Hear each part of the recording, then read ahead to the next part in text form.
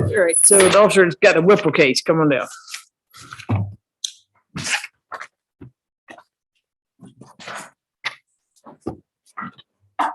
Huh? Yeah. I got the officer here for position 1,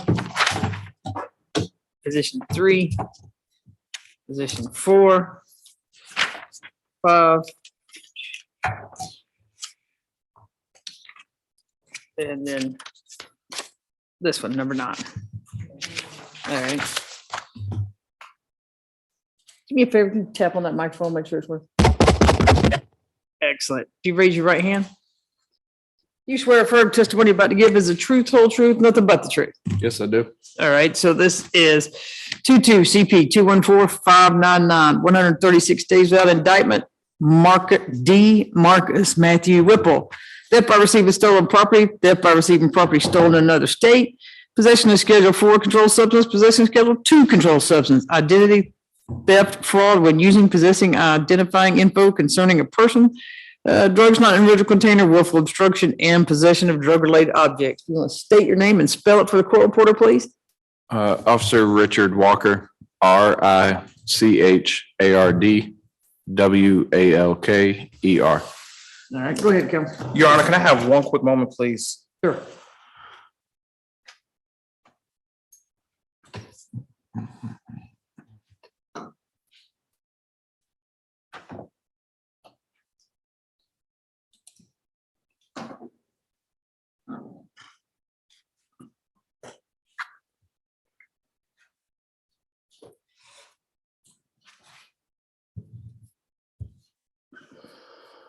My apologies, Your Honor.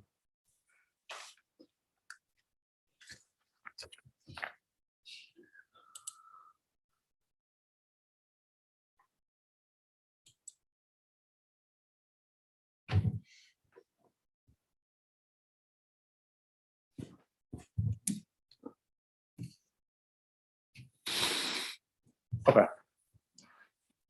Officer Walker, where are you employed? Union City Police Department. And were you employed with them on December the 10th, 2022? Yes, I was. And how did you become aware of Marcus Matthew Whipple? We received an alert of a stolen vehicle traveling down Jonesboro Road, located it at the Quick Trip, right in the middle of Union City. It was surrounded by 4 guys. When we made contact with them, 2 of them ran on foot, and Mr. Whipple was one of them. We identified him after a short foot chase, and he had his ID on him. Okay. You have warrant for theft by receiving stolen property. What was the basis for that warrant? The U-Haul was reported stolen out of. You said the U-Haul. Which U-Haul? Can you give us a little background in regards to the U-Haul? Say again? The U-Haul. You said the U-Haul. I'm sorry. Go ahead. The U-Haul was reported stolen at that time. Okay. And did you get in contact with the U-Haul company? No, I did not. Okay. And was Mr. Whipple inside the U-Haul? When we made contact with him, no, but we found other property in the car belonging to him. And what was found inside the U-Haul? A book bag, And what was inside the book bag? Adderall pills, a stolen gun, and there was also Adderall pills recovered from his person.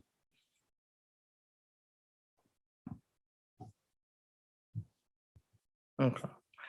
And let's go in regards to the Adderall pills. Was it in a prescription bottle? No, it was in an unmarked prescription bottle. And were you able to determine if Mr. Whipple had a prescription for the Adderall pills? No, I did not. You have a warrant for possession of a Schedule II and a Schedule IV controlled substance. What was the basis for that warrant? For the Adderall without a prescription and the full bottle of promethazine. Where was the bottle of promethazine? If I can, I know it was in the center console area. I couldn't remember if it was in a book bag or not. And how was the promethazine packaged? It was in a bottle, regular bottle labeled promethazine. Did it have a, was a name on it as a prescription for any individual? No, there was not. Was you able to determine if Mr. Whipple had a prescription for the promethazine? No, it was not.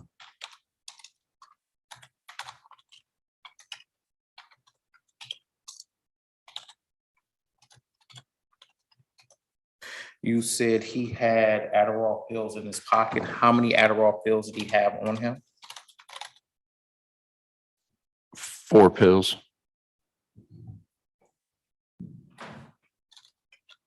Were they the same pills that were in the bag? Yes.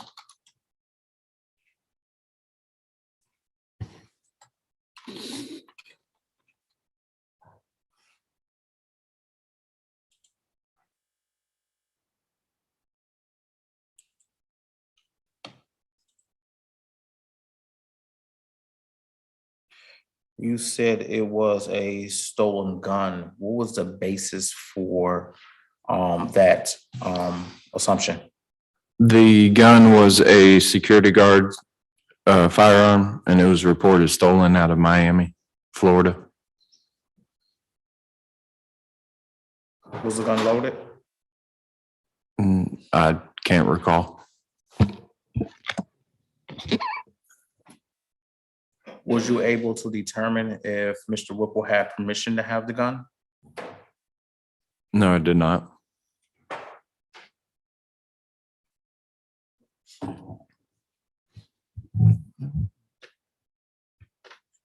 There is a warrant for identity theft, fraud when using, possessing, identifying info concerning a person. What was the basis for that warrant?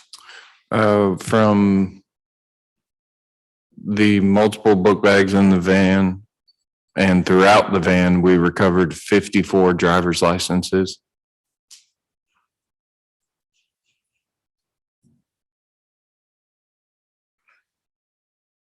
And the 54 driver's licenses, was they for 54 different people?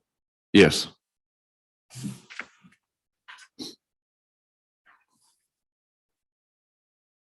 Was you able to determine if Mr. Whipple had any permission to have the licenses of the individuals? No, I did not. When you arrived on the scene, were you in a marked police car? Yes, I was. When you arrived on the scene, were you wearing a police uniform? Yes, I was.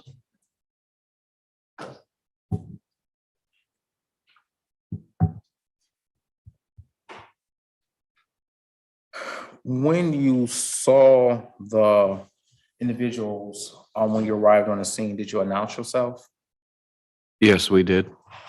And once you announce yourself, what words did you use? I can't recall, but we were blue lights, sirens, and in uniform, and 2 people still decide to run on foot. You have a warrant for possession and use of drug-related objects. What was the basis for that warrant? We found a digital scale inside the vehicle. And where was the digital scale? I can't recall. What is your training in regards to illegal drugs? No official training. I identified the pills using online sources.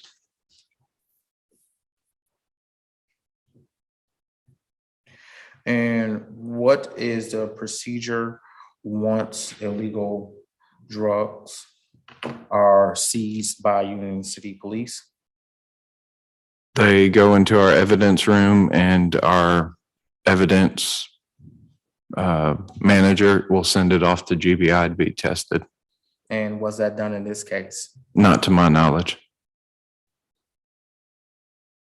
Was the drugs taken to the evidence room? Yes.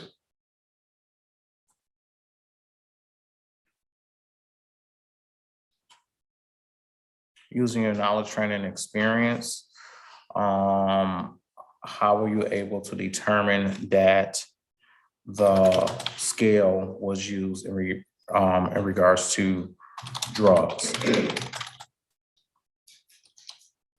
Based off the pills and the other controlled substance in the vehicle.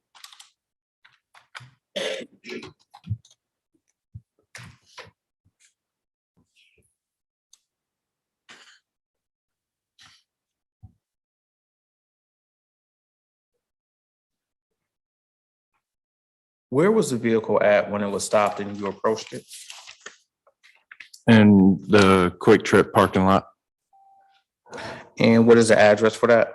4745 Jonesboro Road, What county is that in? Fulton County. Were you post certified during this investigation? Yes, I was.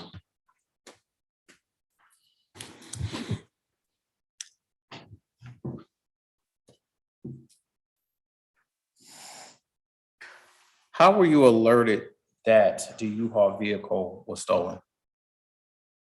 The tag readers.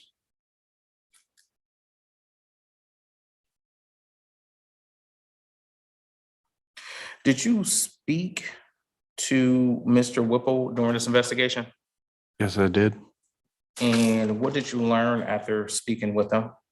Mr. Whipple was read his Miranda rights after he was in custody, and he stated he did not wish to talk to us.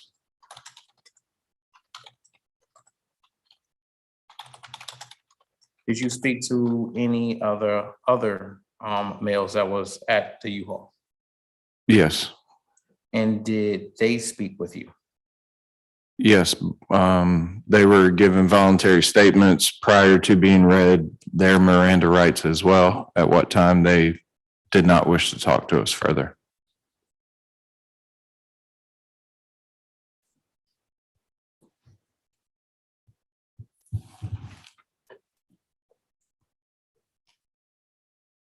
Can you describe the U-Haul? Was it a truck, short box truck? Was it a van? What was the size of it? It was a van. It was a van. And when you arrived on the scene, where was Mr. Whipple in proximity to the van? At the back door. At the back door. Back left or back right? If I can recall, the passenger side, but at the back door of the vehicle. Where was the bag inside the van? In the front center console where the seats are.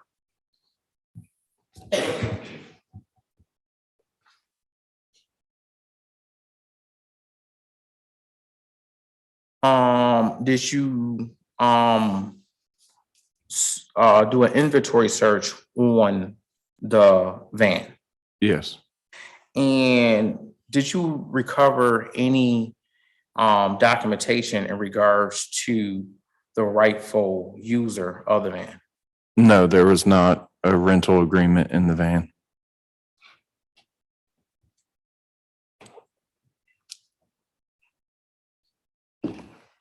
Did Mr. Whipple provide a rental agreement?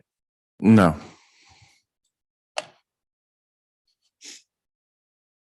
Did Mr. Whipple provide you? Did Mr. Whipple provide any information in regards to being the rightful user of the van? No, he did not. Did he provide any information in regards to the gun? No, he did not.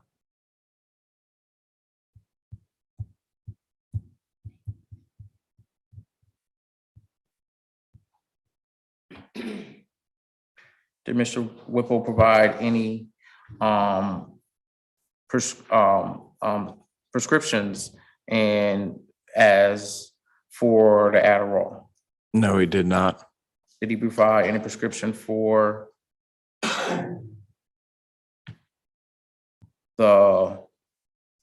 was it Finnegan? What was the liquid? Promethazine. Did he provide any documentation for that? No, he did not.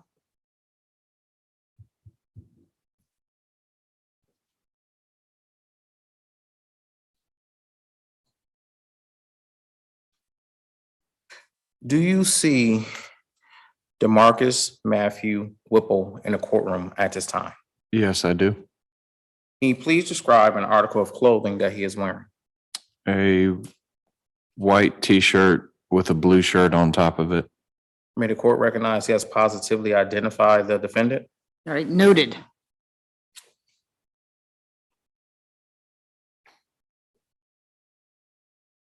When you arrived on the scene, how far away from the van, how far, when you was able to catch up with them, how far away was it from the van?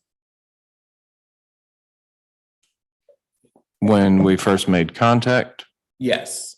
3 feet. 3 feet.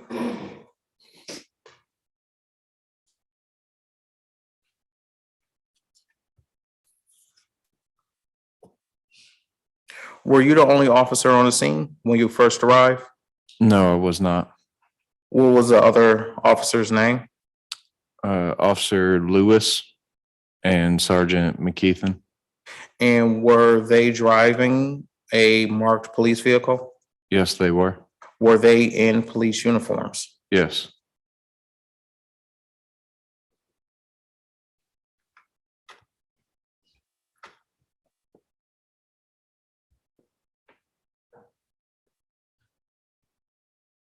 No further questions at this time.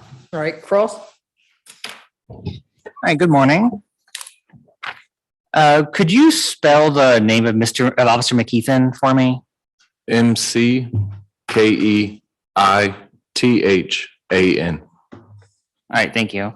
And who was the primary officer on the scene? I was. Okay. And do you know if Officers Lewis and McKeithen had their body cams on? Not to my knowledge, but it is our policy to have them activated. All right. And was your body cam on at this time? Yes, it was. And was your vehicle's dash cam on? We're not equipped with dash cams. Okay. So you said that a stolen vehicle alert came from a tag reader. Yes. Where was that tag reader located? On the side of the road, and on Jonesboro Road coming off the interstate. And approximately how far from that is that from the incident location? Roughly half a mile. Okay. And what's the timeline between the tag reader getting a hit and you approaching the vehicle? 2 minutes.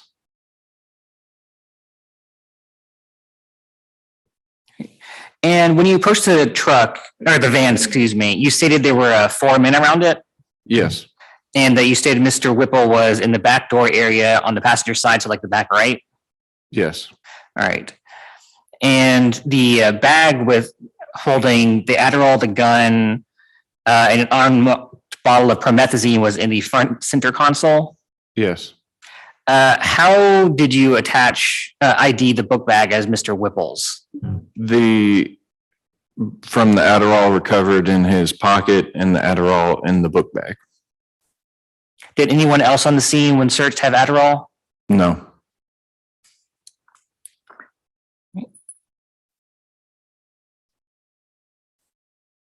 Did you ever at any time see Mr. Whipple inside the truck?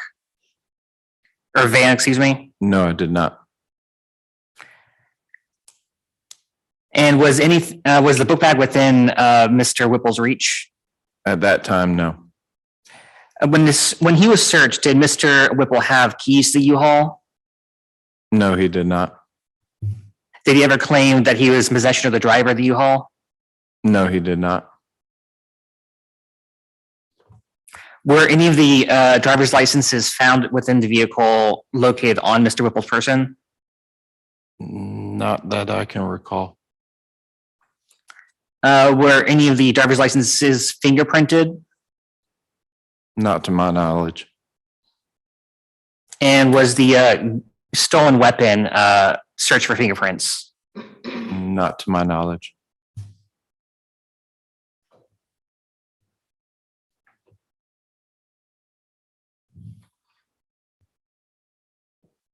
Regarding the Adderall, was any testing done on site? No. And you stated that you have little to no training on medications, correct? And drugs? That's correct. Then how are you able to identify as Adderall? The online pill identifier and by the markings on the pills. Can you describe the markings? Off the top of my head, I can't recall. Right. Do you know which online pill identifier you used? Not to my knowledge. Do you know if it was a government website or like a private website? It was a public website.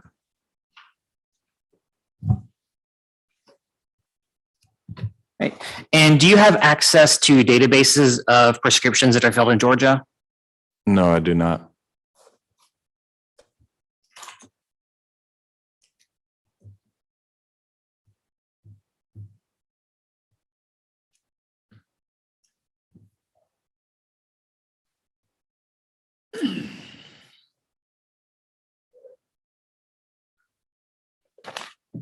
All right, no further questions. All right, anything on redirect? Nothing on redirect, Your Honor. All right, anything else for this officer? Nothing else for this officer. All For right, me, thank Your you, Honor. officer. Stay safe out there. All right, go ahead with argument. Yes, Your Honor.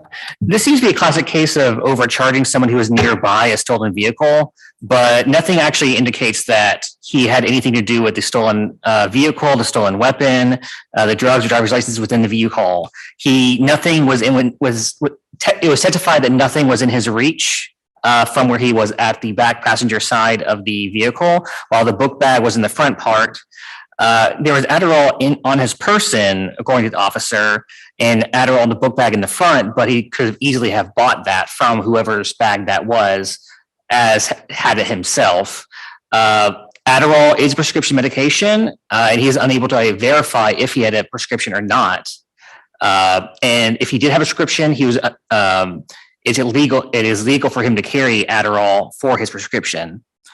Nothing on the weapon. There was no fingerprints on the weapons or the driver's license that they searched for that attached it to him. He never touched the items in there or was within arm's reach of the items in there. He didn't have any possession of the vehicle. He didn't have the keys to the vehicle, didn't claim ownership of the vehicle, wasn't near the driver's side of the vehicle. And the officer testified that he, regarding the willful obstruction of law enforcement officers, that he met Mr. Whipple 3 feet from the van. So that does not sound like running from the officer to me, and obstruction. So I would request the dismissal of all these charges. Right, go ahead. Yes, Your Honor. When the officer arrived, they actually did arrive in marked police vehicles. They actually got out and they were actually uniformed police officers. They were alerted to this vehicle because of the license plate reader, and they responded to the area at that time. Once they responded, the defendant did run at that time. The officer was able to identify the defendant and the bag and associate him with the bag because he had the exact same pills in his pocket that was in the bag, Your Honor. Your Honor, also in the bag was the stolen gun. Also within arm's reach was the promethazine, and also in the bag was additional Adderall pills that match the pills in his pocket, Your Honor. The association between the two pills being the same in his pocket that is in the bag associates him with the bag, Your Honor. And also, he did not have the pills in the proper container in his pocket. The officers did approach. They did with blue lights on, with sirens on, in uniform. And at that time, once they saw the officers, They did run at that time. They did have a scale, and officers was able to determine that the scale is used in regards to drugs and drug-related, was a drug-related object because of the different drugs they did have in their possession. He was in and around and right at the back door of the actual U-Haul van. And then upon seeing officers, that's when he ran. That is placing him in a knowing position. And the running shows that he was aware that the actual van was stolen at that time, Your Honor. And he had 54 different cards within the van that was in his direct arm reach of the van, Your Honor. Ask that you find probable cause for all charges. Anything else, Mr. Law? No, Your Honor. Okay, all right, I'll find probable cause on or all charges. I just addressed bond, I think it was last night, right, Mr. Law? Yes, I you don't know did. if you want me to try to, I doubt it would change. okay, all right. Okay, doke, thank you, sir. So you still have a $54,000 split bond with the possession of drug-related objects as the UJR through the jail. Best of luck to you, sir. Your Honor, I have an announcement in regards to position 7 with Mr. Lau being here. Position 7, Andre Blanks. Our case intake reached out to me, said they are in the process of declining that case. It has actually been signed. It hasn't been signed and filed, but they have already reviewed it and they have decided to decline the case at this time, Your Honor. We do not have a filed and signed copy, but I did get in contact with our case intake division this morning. Just for the benefit of and respect for the council, I don't mind doing like a 2-week reset, just where we could put it here, just to make sure that it's actually done, but it has not been completed as of yet. All right, do you want to bring your client out and tell him? Yeah, we can reset it and have him come out to let him know. All right, so that's Andre Blanks. You were here second. Which one was yours? So we got the officer here on one of the JB Brown. Oh, well, Mr. Rhodes isn't here. Mr. Rhodes isn't here. The public defender's not here. Let's see. Judge, would you like me to text Mr. Rhodes? Oh, what's Have you that? heard from him? No, Okay, I'll text him. okay.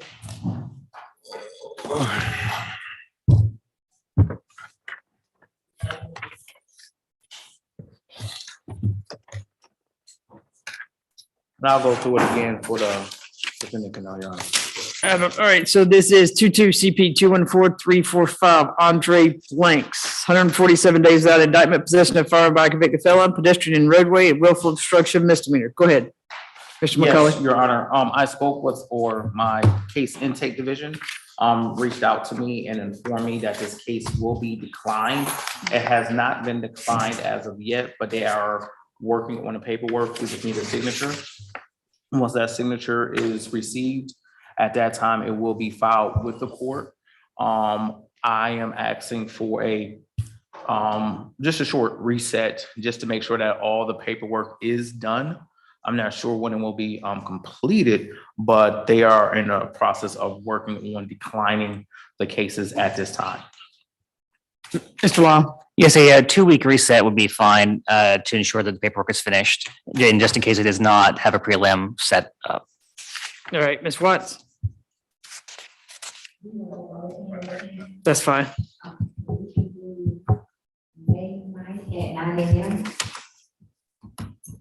That should be fine. All right. Well, hopefully if it's Yeah. gonna be declined for Exactly. for Mr. Blank's, gratification, I'm sure he doesn't want to wait 2 weeks for it decline to be prosecuted. I'm sure he would like that done as soon as possible. Or else he's got another 2 weeks sitting here on a case that you don't plan to prosecute. Thank you. And I'm gonna try to get it done as soon as possible, Your Honor. I just was notified this morning. Okay, thank you. Ms. Pinto, did you get in touch with him? I texted him, Judge. I haven't heard back. Have we addressed position 8 yet? Position number 8, Your Honor, a decline to prosecute was filed on 4/19/23. There you go. Good Yes, job, Ms. Pinto. I had so much to do with it, Judge. Could we bring, is Mr. Crocker, was he brought over or no? Yeah, can we bring him out real quick?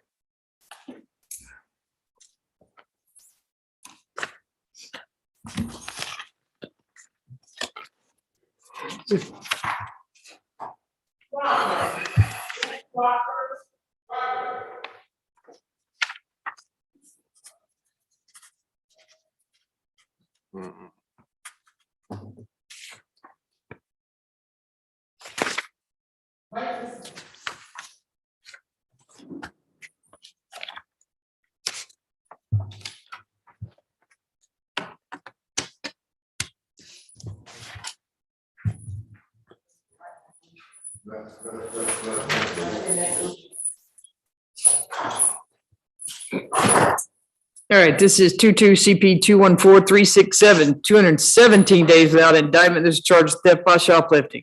Bernard Crocker. Mr. Crocker, Ms. Pinto is on the screen. If you can see her here, go ahead, Mr. McCauley. Yes, Your Honor. The Fulton County District Attorney's Office decided to decline to prosecute this case has decided to decline to prosecute, and that was filed on 4/19/23. Is there another case that's holding him, Ms. Pinto? No, so Mr. Crocker, that means this case is gonna be, is dismissed, okay? But you're still waiting, excuse me. You're still waiting to get picked up by Richmond County. They have a hold on you. So they should be picking you up soon. Okay? Need to respond verbally, sir. Do you understand? Do you understand what she's saying? So they're dismissing this case in Fulton County, but Richmond County and Augusta is supposed to come and pick you up on a hold. Yeah, parole. Okay, yeah, so that's what Ms. Pinto said, is there's, you're just waiting for Richmond County to come and pick you up. Okay? All right, thank you, sir. All right, good luck, Mr. Crocker. Judge, that concludes my business. May I be excused? Sure. Yeah, thanks for checking on Mr. Rose. I'll What have about- him reach out to you, Judge. All right, what about Ms. Smith? Where'd she go? Oh, okay.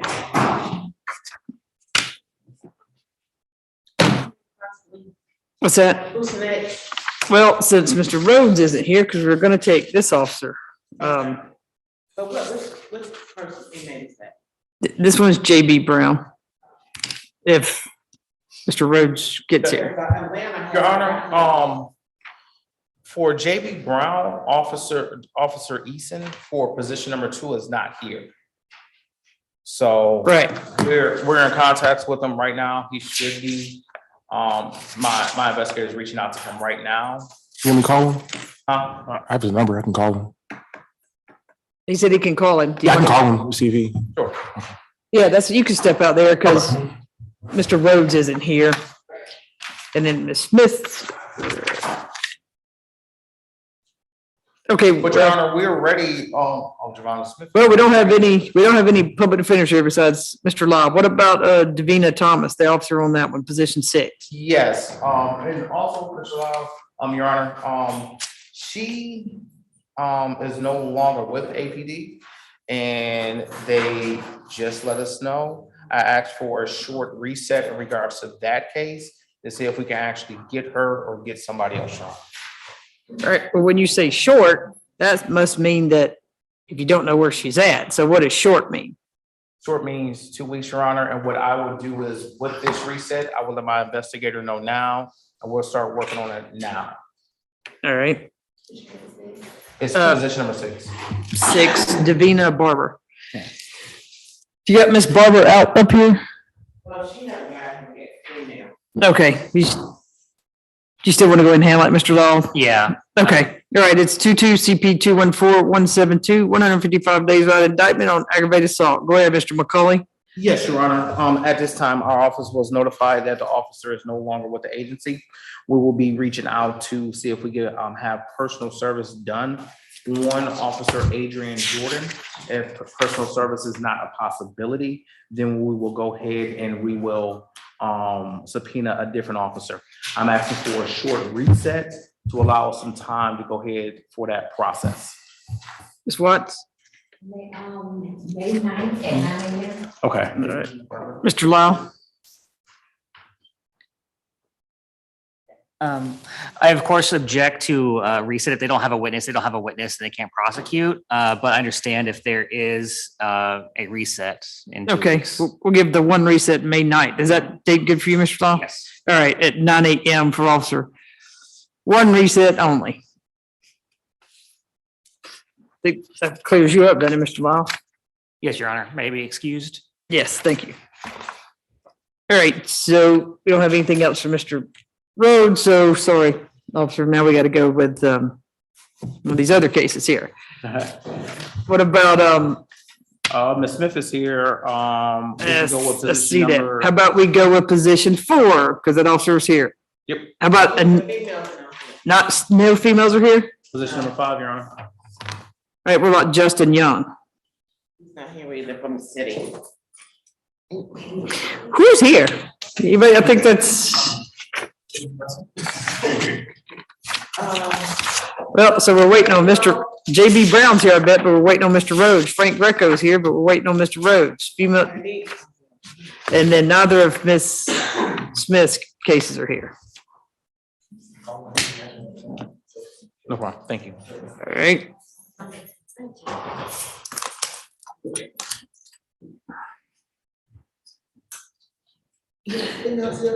All right, let me step off real quick. Okay, we'll be down to get him. Here's this guy here. Okay.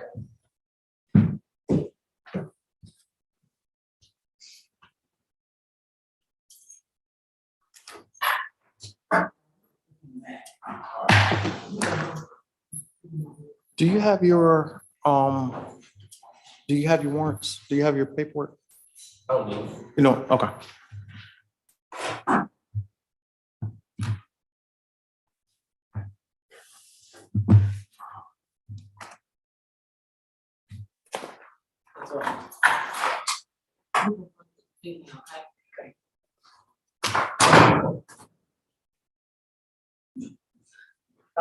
Not really.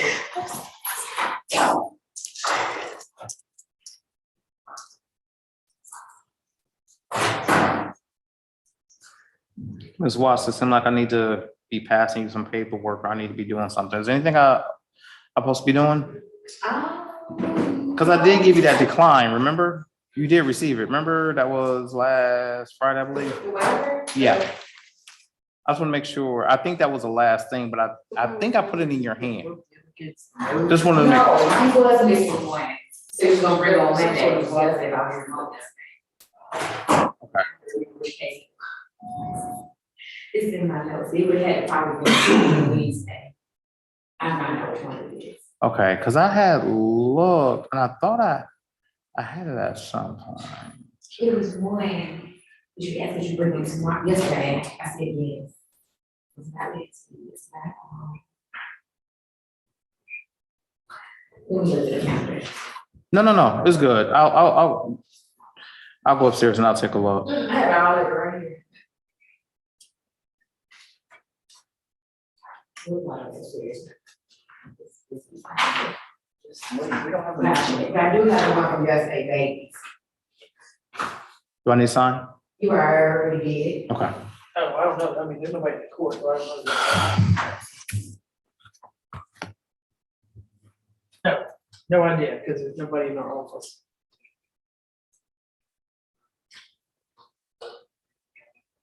Well, that's when it'll be heard. That's when it'll be heard Friday. Yeah. I mean, that's the day it would be heard, period. All of it will be heard. Yeah. So the emergency will be heard Friday too. Yeah, because there's nothing that. Well, since it's already on there, they're not gonna, yeah.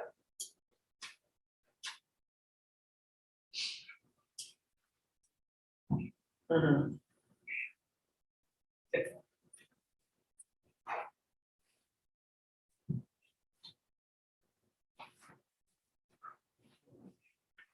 No, I bet he said free. I bet he said free. That's my case.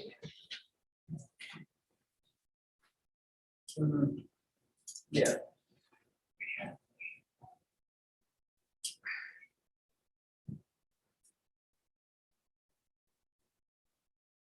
Mhm.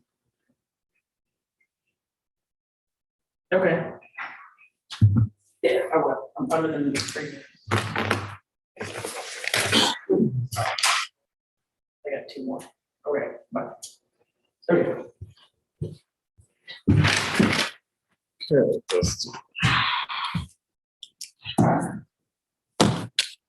So I guess we could take Ms. Anika.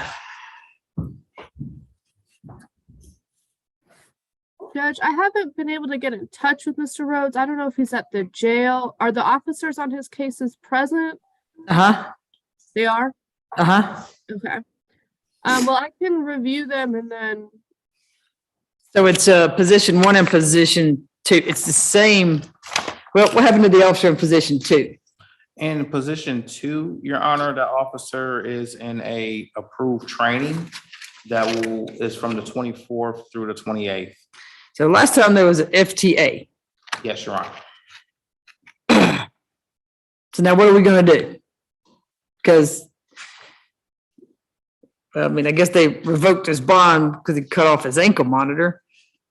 But, so what are we gonna do? this is the second time the officer hasn't, So the first time was the FTA, now the officer's in training. But he's got a $7,500 good bond as of the 14th of April. So you tell me what you want to do, Mr. McCauley, because Your Honor, and I understand in regards to the first reset of the officer not showing, he did not have an approved training at that time or an approved leave at that time, Your Honor. But this training has been verified by our office and it has been approved, Your Honor. And I understand that this is the second reset and we will, and I understand that the court will make the final decision.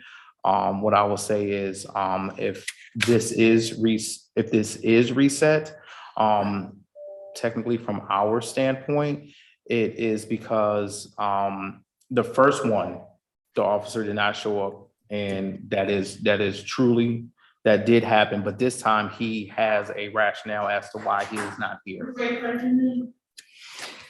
yeah, do you want to go ahead and bring up, wait, which one do you want? You want Justin or you want the female? Okay, is that, Corpus, Anika? Okay, you can bring her up. Go ahead.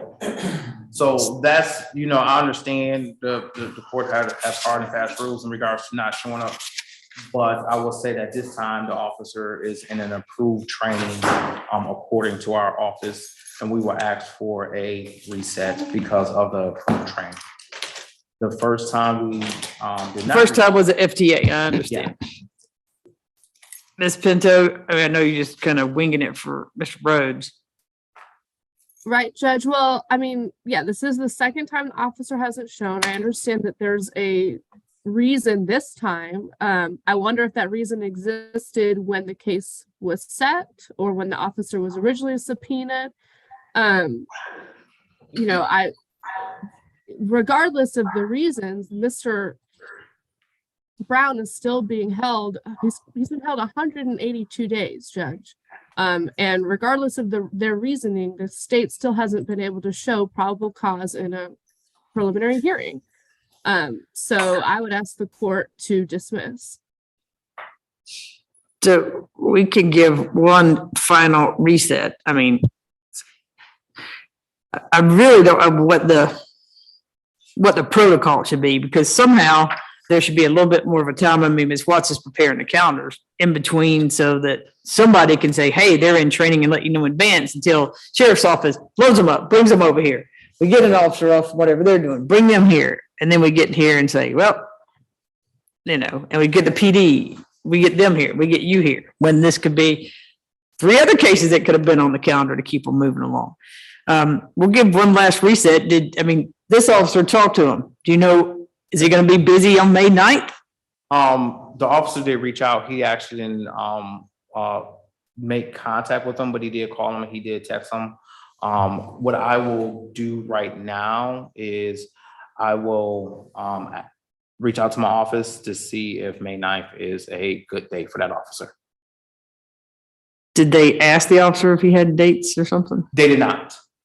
So you're gonna, let me ask you, okay, not being mean, okay, so you're gonna reach out to your office and ask them, they're not gonna know, they're gonna try to reach out to him who's in training, who's not gonna respond, so, but we're here and we gotta have a date. Yes, Your Honor. So I mean, I'm just saying that, How about this, Your Honor?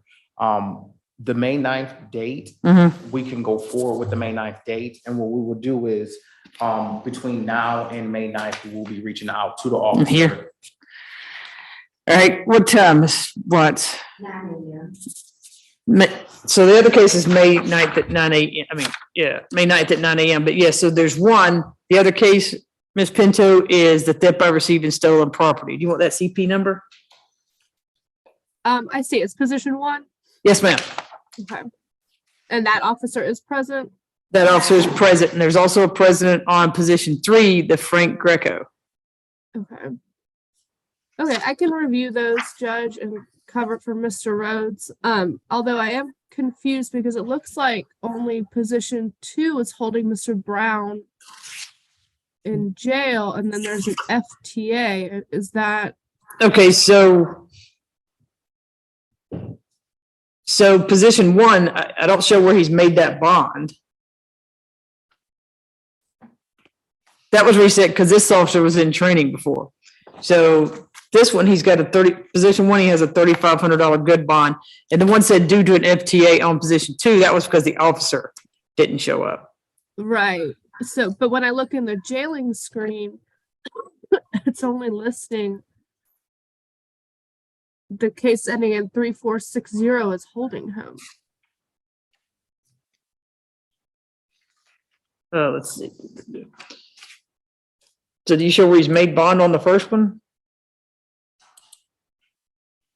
No, so I'm not He quite sure what got a that bond, is. he got a bond on the 14th for $7,500 on position 2. Because when the officer didn't show, I reset it, but I went ahead and addressed bond. Okay. Okay, so position 1 and position 3 are going forward. Right, position 1 and position 3. Okay, I'll be ready for those. Okay, thank you. All right, so, Officer and Anika Corpus, so let her get done and we'll take care of that. Okay? All right, this is 22 CP 213884 Anika Corpus, 166 days without indictment, BGCSA possession, purchase, control of controlled substance schedule 1 or 2. Officer, can you raise your right hand? You swear affirm testimony you're about to give is the truth, whole truth, nothing but the truth. I do. Can you mind stating your name and spelling your name for a court reporter? It's David McNamara, DAVID, MCNAMARA. All right, and as of November the 11th, there is a $15,000 good bond, so we'll address that too, Ms. Smith. Go ahead, Mr. McCauley. Yes. Is it officer or detective? Sergeant, Sergeant, excuse me. Sergeant McNamara, where are you currently employed? Roswell Police Department. And were you employed with them on April the 12th, 2022? Yes, sir, I was. And how did you become aware of Anika Corpus? I conducted a traffic stop on a vehicle that she was the backseat passenger in. And when you conducted that traffic stop, what happened next? I originally saw the vehicle leaving Studio 6 Hotel, which is our high crime drug area. Miss Corpus and the driver, Mamie Armstrong, have a long history in the city for drug use and sales. I pulled them over.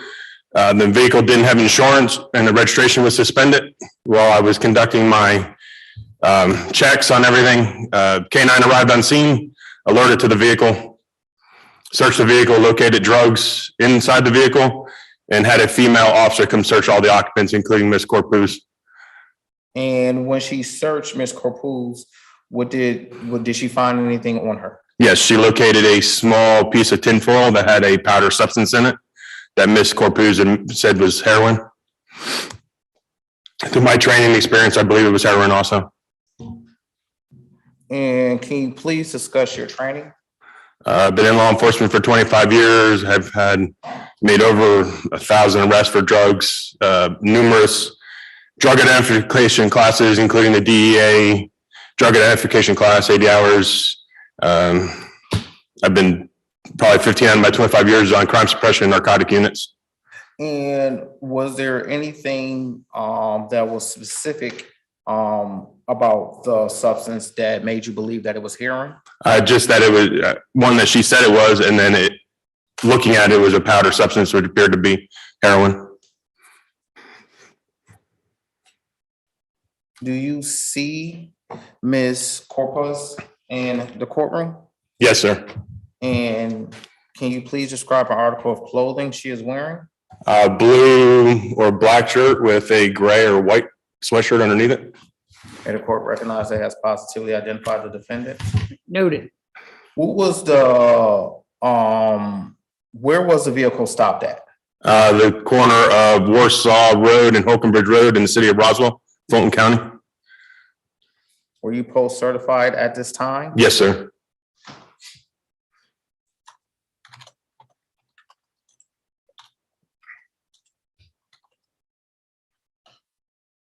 Was any drugs found inside the vehicle? Yes, sir. What was found inside the vehicle? 2 pills of MDMA.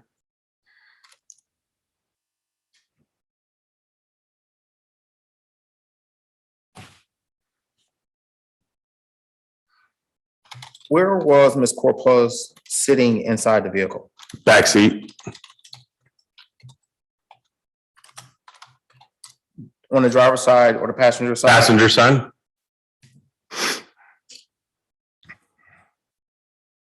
Where were the 2 MDMA pills? They were located in a purse that belonged to the driver.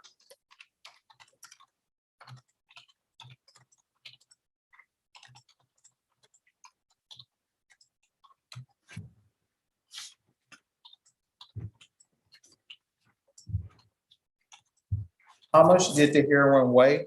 With the tinfoil, it was, I believe, 0.11 grams. What is the procedure when illegal drugs are seized during an investigation? We collect them, I field test them, and then I place them in evidence. Was the heroin field tested? Yes, sir, it was. And what was the results of the test? Presumptive positive for heroin. And was it sent off? That I don't know.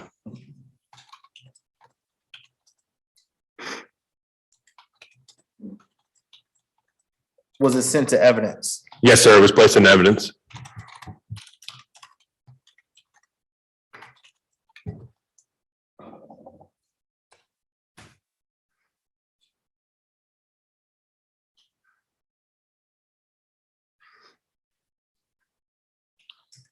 No further questions at this time, Your Honor. All right, Cross. I'll stand up there so you can see me.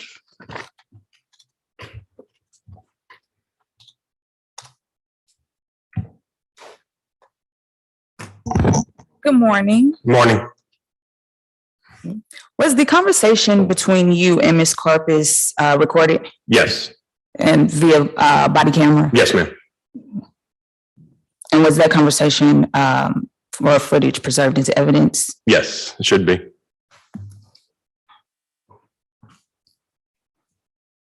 Okay, what time did you make the traffic stop? 11:30. This That's was what. PM, correct? Yes, ma'am. Okay. And between that time, how long did it take for the K9 to arrive at the scene? I don't have that with me. Is it custom for a K9 unit to arrive at traffic stops? Depends on the traffic stop. And what type of traffic stop was this exactly? They left a high drug area. They're both known for drugs. But through my training experience in dealing with the subject, I believe that they could have narcotics on them. And while I was conducting my no insurance investigation, the dog arrived unseen. So the K9 did an open air sniff of the vehicle, correct? Yes, ma'am. And then he received a positive alert. And that's what the handler told me, yes.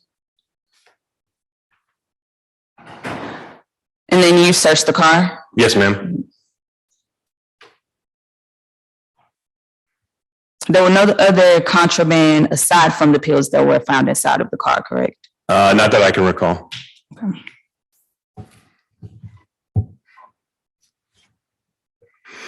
Okay, so while Miss Corpus was standing outside of the car, she was searched by a female officer? Yes, ma'am. Okay, and who was that female officer? Officer Sabirsky.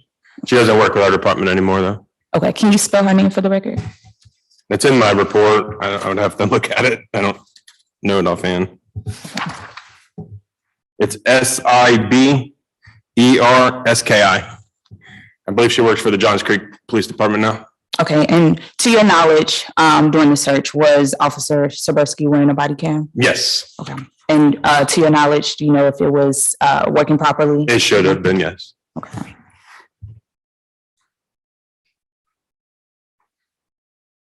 So after the substance was found, was Miss Corpus arrested? No, she was not. Was the driver of the car, Miss Armstrong, arrested? No, not at that time. And this incident occurred in April of 2022, correct? That is correct. On what date did Miss Corpus get arrested for this offense? I don't know. I don't know it offhand. Is it not in the report? No, But I didn't arrest her, so. Is there a reason that you didn't arrest Miss Corpus at the scene after the drugs were found?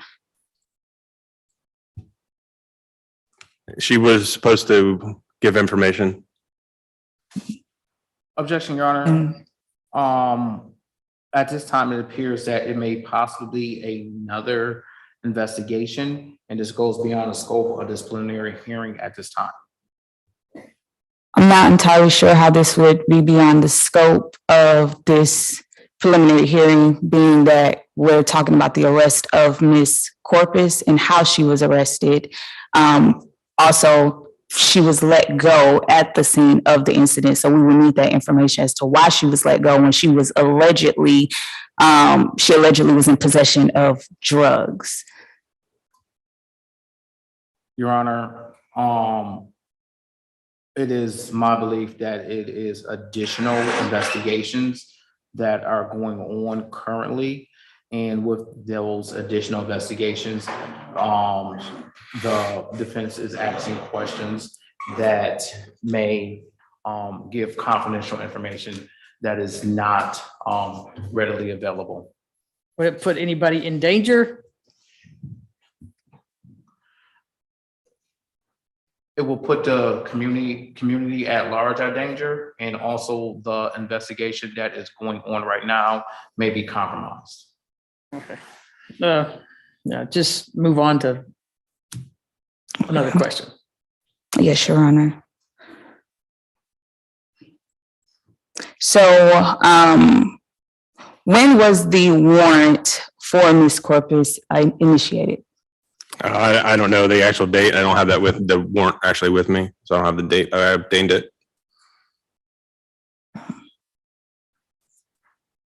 You asking when it was issued? Yes. Oh.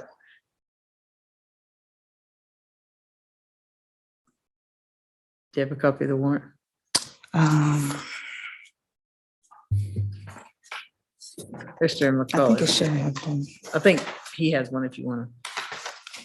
If you don't, I have it. No.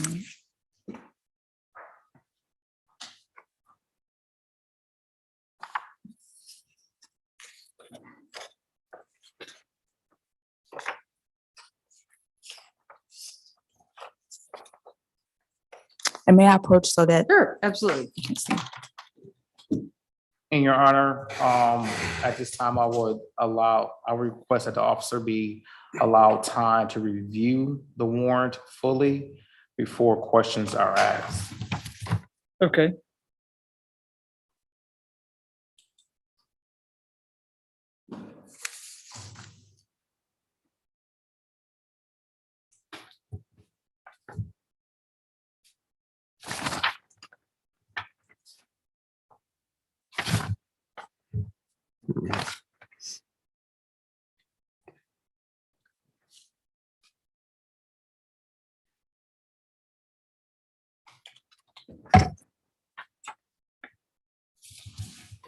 Are you ready? Yes, ma'am. So when was the warrant issued? November 9th, 22 at 2:47 a.m.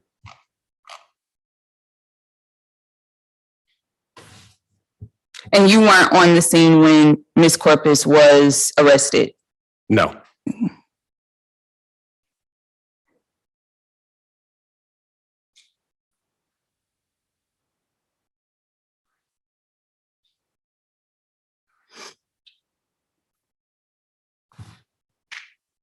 Okay, no further questions, Your Honor.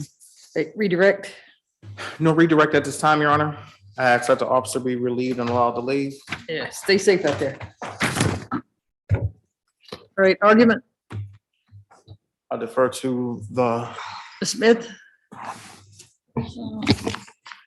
Your Honor, we are requesting a dismissal for the charged offense. Ms. Corpus is being charged with having possession of a controlled substance.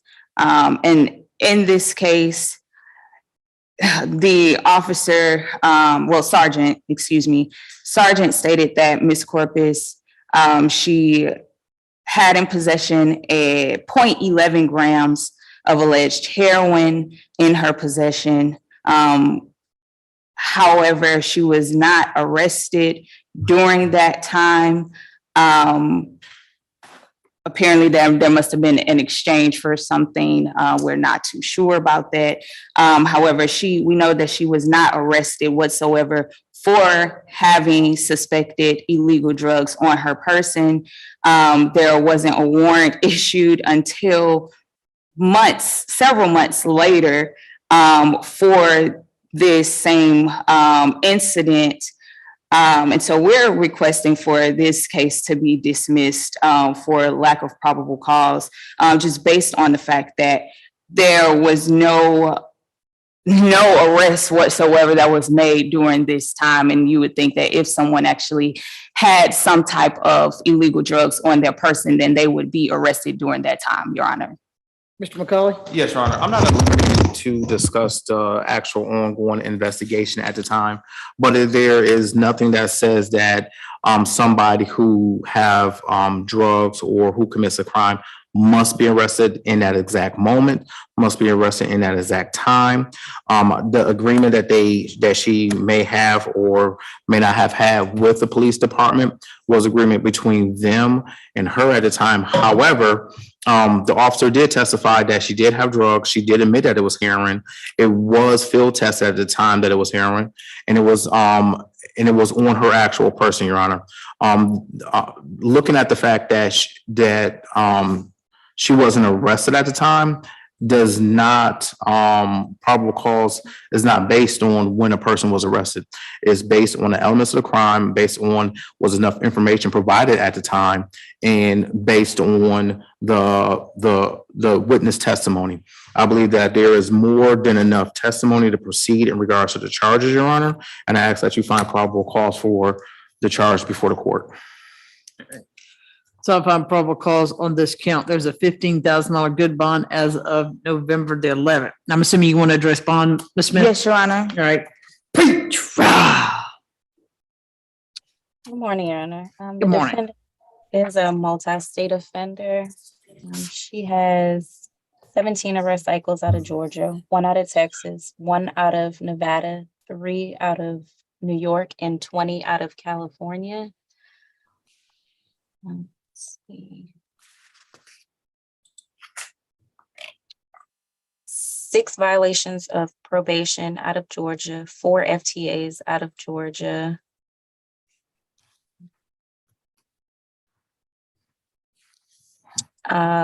One felony conviction for possession of methamphetamine with intent to distribute out of Cherokee County. Disposition date on that is August 2022.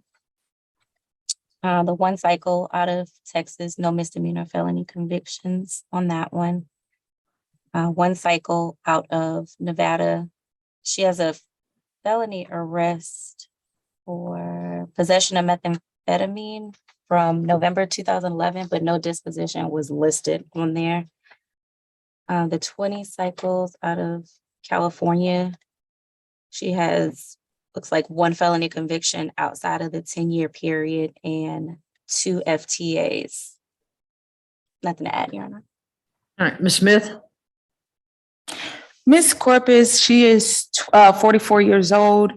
She is from California. However, she has been in the area for approximately 10 years. She does have a good address on file, which is the 4867 Ashford Dunwoody Road address. She is a high school graduate. She also attended Paul Mitchell Trade School in San Francisco for cosmetology. She has been working as an esthetician for the past 6 years. She was working for LNY in Alpharetta. Presumably, she would be able to go back to that job if she were to be released. Ms. Corpus has been in continuous custody and without indictment for 166 days. She does currently have that $15,000 bond. This is not a violent offense. There was less than 1 gram of alleged heroin found. We are requesting that Ms. Corpus's bond be reduced significantly to not exceed $5,000 in this case, Your Honor. And that's not in Fulton County, I don't think, is it? Oh, the address? Yeah, where she lives. Yes, it is. Oh, no, it's. No, it's not. It's in DeKalb. All right, go ahead, Mr. McCauley. Yes, Your Honor. I'd just like to alert the court to 4 FTAs and then also an additional 2 FTAs. She also have a intent to distribute from August 2022, Your Honor. We are concerned that the public and the safety of the public with drug sales, drug consumption, what happens in regards to drug consumption to get the finances to fund the actual consumption. We are concerned in regards to public property that is often associated with illegal drug use, Your Honor. And as the officer did testify, he is known and aware of the defendant for a while. So she is known to the officers in that community for her drug use and possibly even drug sales, Your Honor. We would defer to the court in regards to the amount of bond. All right. Ma'am, I don't know if you have children, but you have somebody that loved you somewhere. Yes. You got to get a hold of yourself. This is what's happening, ma'am, because I know. you're lucky that you're not dead. Stay away from 9955 Old Dogwood Road. No further contact with, I guess it's Mamie, Mamie Armstrong, or Dolores Crawford. No drugs unless prescribed, no alcohol. If I may, my apologies, but Miss Armstrong, she actually lives at their address. They're roommates. They rent this place out together. And so the state. I object to them being together, Your Honor. It's drugs on both people at the same time, Your Honor. I don't think that would be in the public's best interest for 2 people arrested with drugs on them in their possession should be residing at the same home, Your Honor.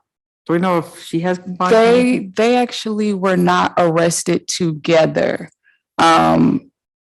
Miss Mamie Armstrong, she's not her co-defendant. Your Honor, all 3 were in the vehicle at the same time, Your Honor. So, And yet they're not co-defendants. let's see.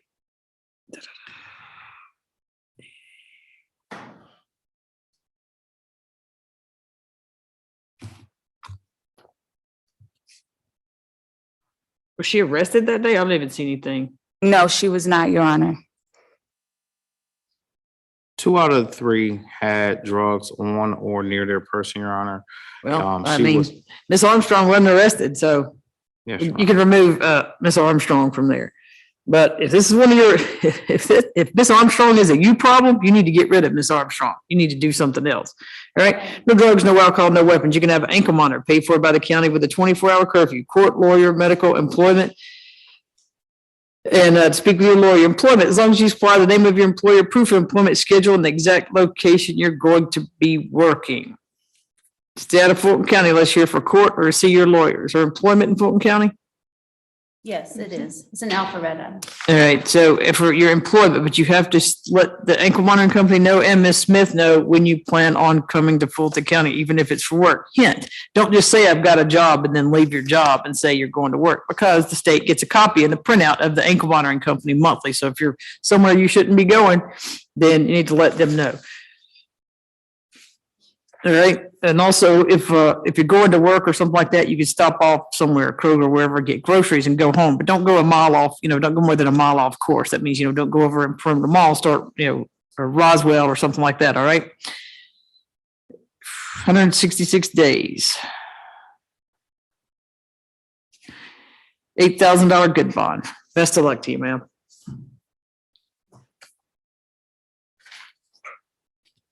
If there's any holds, because there's active probations, you'll have 48 hours to have that ankle monitor placed on your ankle.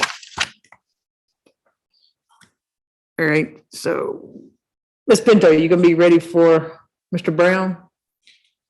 I am, Judge, and I was looking, position 3 has something filed under seal. I'm not sure if the court received any communication from Attorney Rhodes about it. I'm happy to do the preliminary hearing. However, if we haven't gotten that back, I just, I don't know. I'd say probably not, because that's probably the motion, right, in February? That's right. That's my guess, the motion and the order.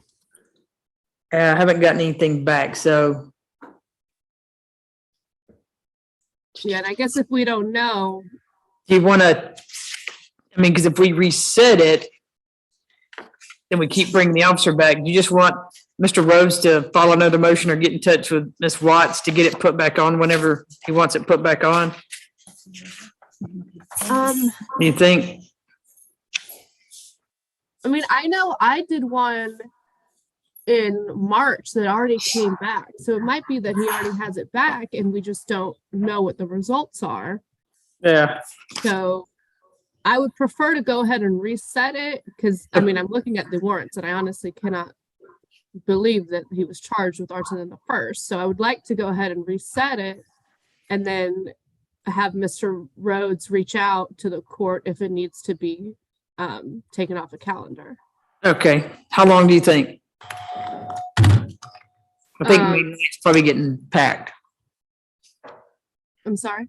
I think May 9th, but I guess we're doing the other on May 9th. Officer, May 9th at 9 a.m. Is that good for you?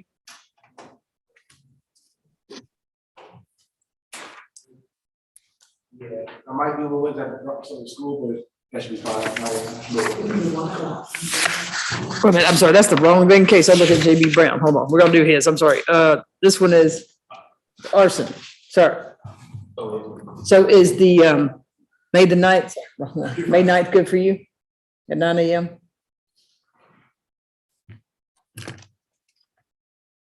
Yes. Okay, so we can reset it for May 9th at 9 a.m., right? Yes. Is there a day for like Thursday or Friday? Hold on 1 second, Miss Pinto. Okay.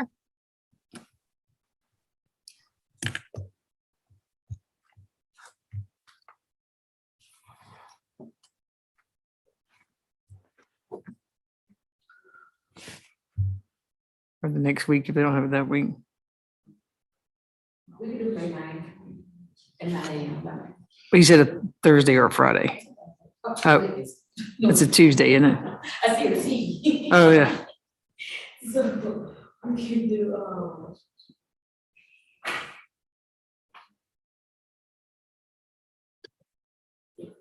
the 13th. Saturday? I'm sorry, I got two cameras up at the same time, I'm sorry. May 11th. Is that good?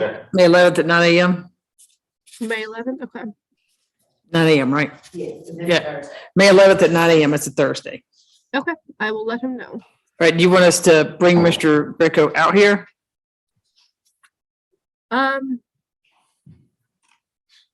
We can try, Judge. Okay. That was the next part too, but we can try to bring Mr. Greco out here, see how it goes. We're just gonna tell him his is reset for Mr. Rhodes. Your Honor, at this time, I ask that the officer be allowed to leave at this time. Yeah. Thank you.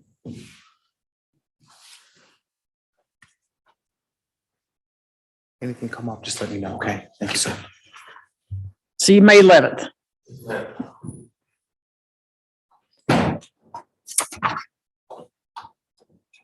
So we'll get Mr. Brown out here as soon as we tell Mr. Greco.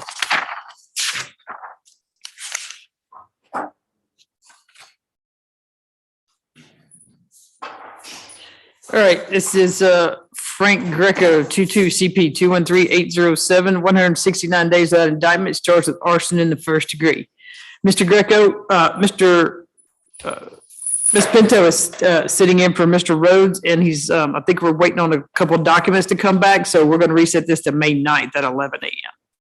May 11th, Judge. May 11th at 9 a.m. Okay, wonderful. Question for you. I have some paperwork I'd like to enter to the courthouse myself. So, Mr. Greco, since you have an attorney, anything you file is not viable, I guess is the word. We really don't look at it unless the attorney adopts it. Oh, okay. Well, I filed a lawsuit myself through the courts. Oh, I don't know about a lawsuit. I'm talking about it in this case. Okay, wonderful. In this case, Yeah, if you file I filed a something, habeas corpus through the court. That's I the have that thing. paperwork here with me now. so you have a lawyer. So when you have a lawyer, when you file something on your own, it's really not looked at by the court unless the lawyer So- adopts it. Just so we know, Just so we do. What? I fired my lawyer. No, your public defender, Mr. Rhodes, hasn't been, Here, is he? he's at another courtroom. That's not my problem. So. Hold on, sir.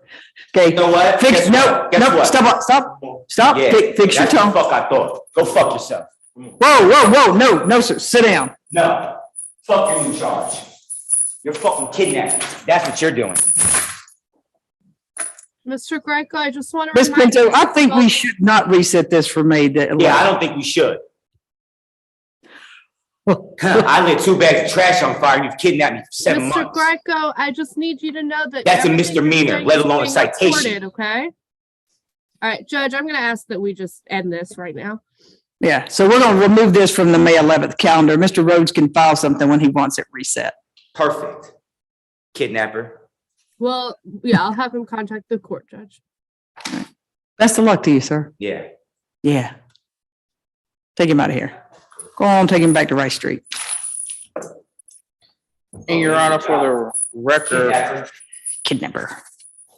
I would like the record to reflect that he did state that he lit 2 bags of trash on fire, on the record. Everything he said's on the record. Thank you. And referring to me as a kidnapper. All right, so yeah, I just say take that one off. You don't you think, Ms. Pinto? Yep. Yeah, Mr. Rose just needs to reach out, so we'll just remove that one from the calendar. I guess you'll let the firefighter know. All right, now we can bring Mr. Brown out, JB Brown. Yeah, I will. Yeah, it's obviously gonna take a second.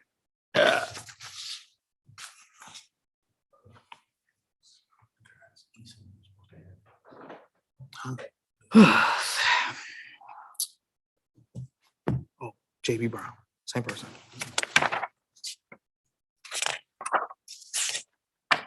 So, and then we'll get Mr. Young and then, Have down, we'll get in contact with him. Okay. I think that's it, Ms. Smithson's for the morning calendar. Yes, please.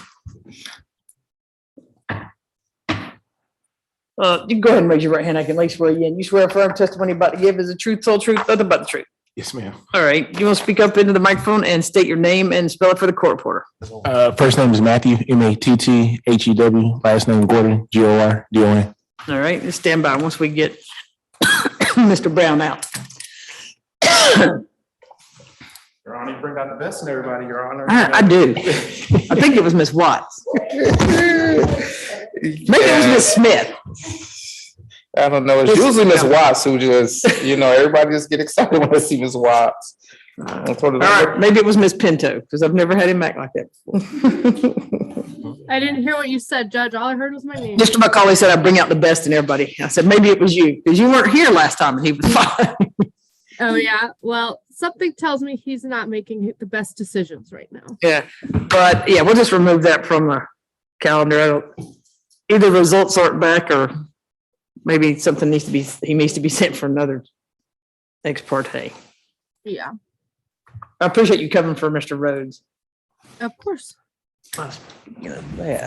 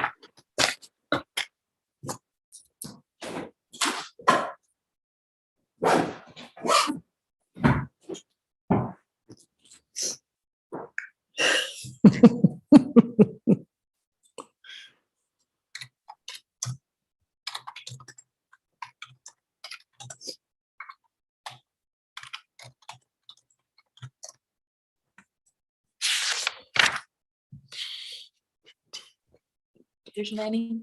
Yes. I'm gonna step away real quick. I'm gonna go check on my mom and I'll be right back. Yes, ma'am. Absolutely. Anything if you got to do for your mama. Yes, ma'am, I'm a caregiver. Thank you. Just a moment. Okay, go ahead.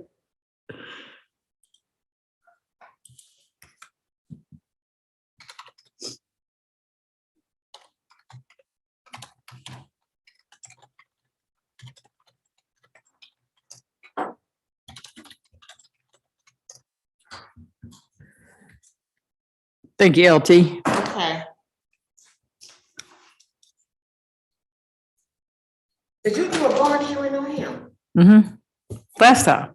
Yeah, he said you lowered his bond to what did he say, $4,999. Yeah, because it'd been 5,000. I added stuff to it, so I dropped it $1. That's what he was. I modified it. I added conditions, so I dropped it $1. Might need a few more conditions on there, Your Honor. We need to sign evaluation. Yeah. The ex parte is pending. Okay, who we waiting for? You need who? You need- Brown, but he said you needed a second to get, Oh, yeah. get him back in. I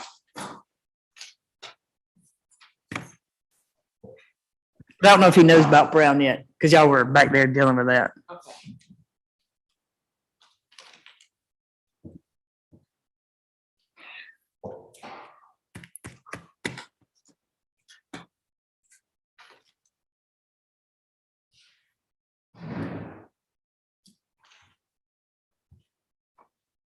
Well, that was the.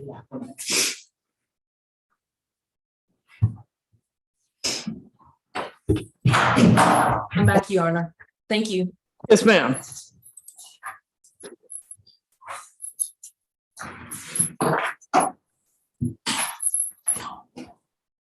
All right, you're JB Brown. Thank you, sir. All right, this is position 122 CP 213459. 182 days without indictment, theft by receiving stolen property. And the officer's been previously sworn. Go ahead, Mr. McCauley. Officer Gordon, where are you currently employed? Atlanta Police. And Fulton where- I'm sorry, go ahead. I'm sorry, Atlanta Police, Fulton County. And were you employed with them on October 25th, 2022? Yes, sir. How did you become aware of JB Brown? I'm on our auto theft unit, so honestly, all I do all day is ride around and look for people in stolen cars or abandoned stolen cars. I was alerted to a 20, I get the exact year, 1 second.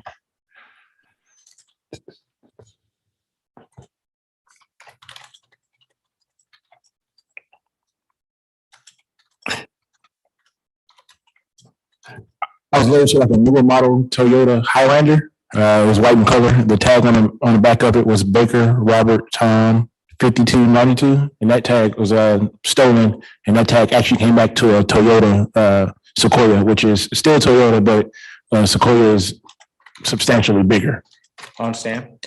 And after you received this information, what did you do? I went to go look for the vehicle. I ended up finding it on like it's a dirt road off of I'm so sorry to interrupt. Is there any way the officer can just like move back a little bit? I'm having a hard time hearing.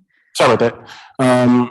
Got alerted to the vehicle. I went to go look for it. I ended up spotting the vehicle. I followed it for a minute just to verify again that the tag was stolen.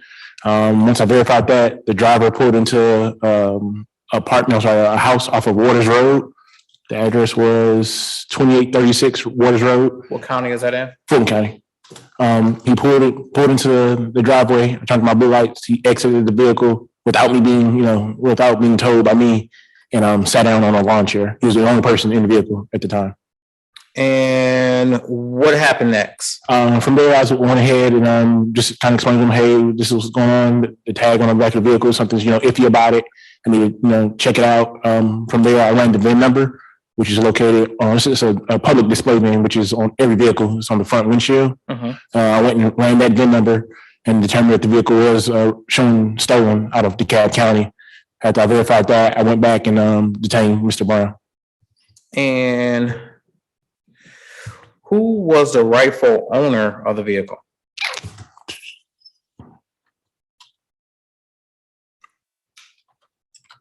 That part.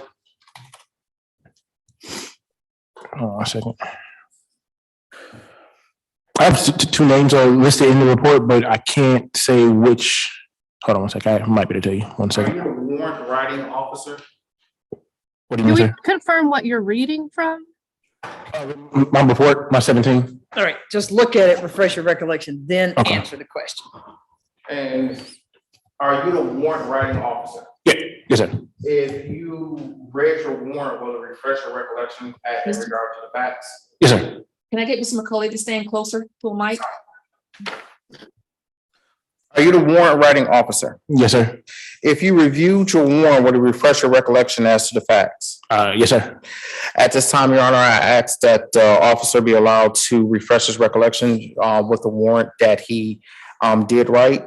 And Pinto, just let you know, the warrant number is EW 0382268. Okay. Okay, that's what I have. Once your recollection is refreshed, please let me know. All right, thank you. So you handed him a stack of papers, Ms. Pinto, so make sure you don't pull the page, turn the page, okay? Okay. All right.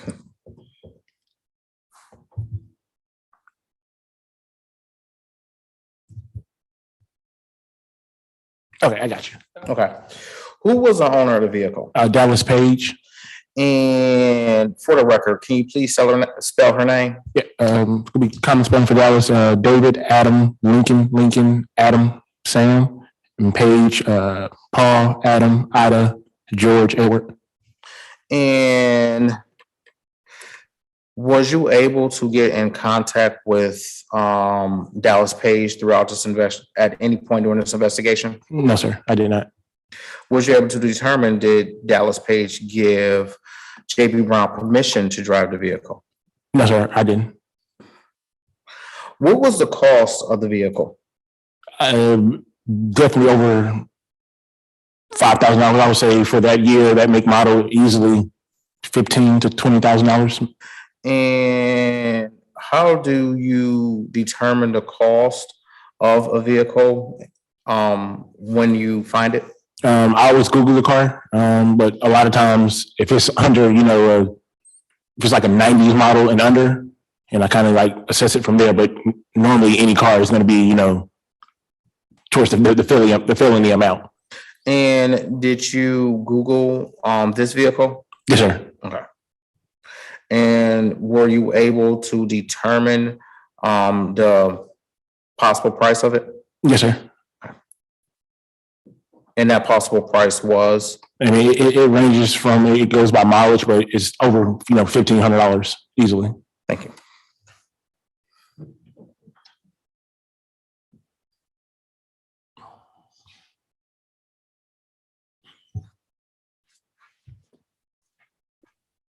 And did you speak with Mr.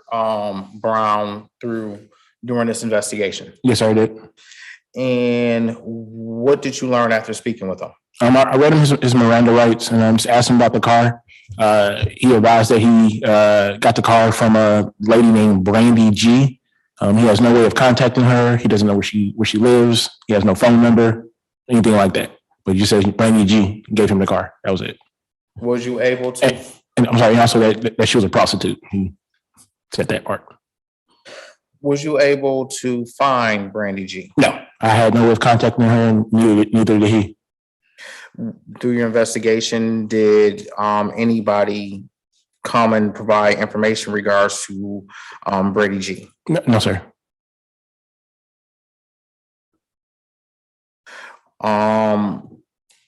Did you personally try to determine who Brady G was? No, sir. It's common for a lot of times when people steal vehicles to change out the tag to try to conceal the identity of the vehicle.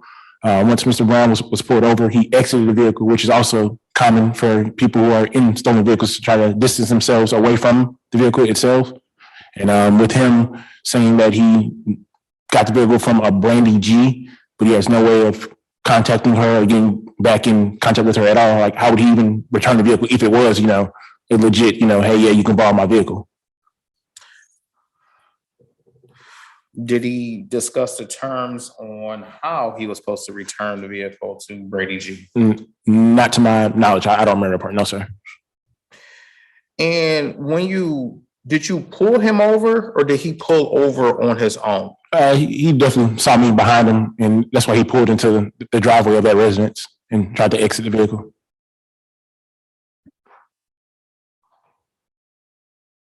And do you see JB Brown in the courtroom at this time? Yes, sir. Everybody can remove their masks. And can you please describe an article of clothing that he is wearing? Blue top shirt, white undershirt. May the court recognize that he has positively identified JB Brown? All right, noted. Were you post certified during this investigation? Yes, sir. What was the date of the theft that was reported from DeKalb County?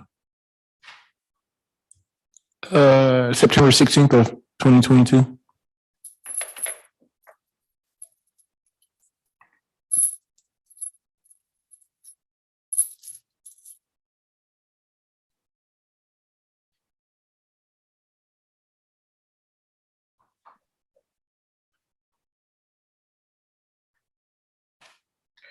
No further questions at this time, Your Honor. All right, Cross. Thank you, Judge.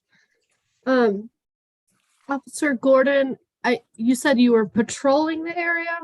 No, ma'am. I'm on our auto theft unit, so we're kind of tasked to go out through all six zones and find stolen cars. Like we don't have a set area of where we need to be unless our supervisor says, "Hey, can you patrol in zone 1 or zone 2 for the day?"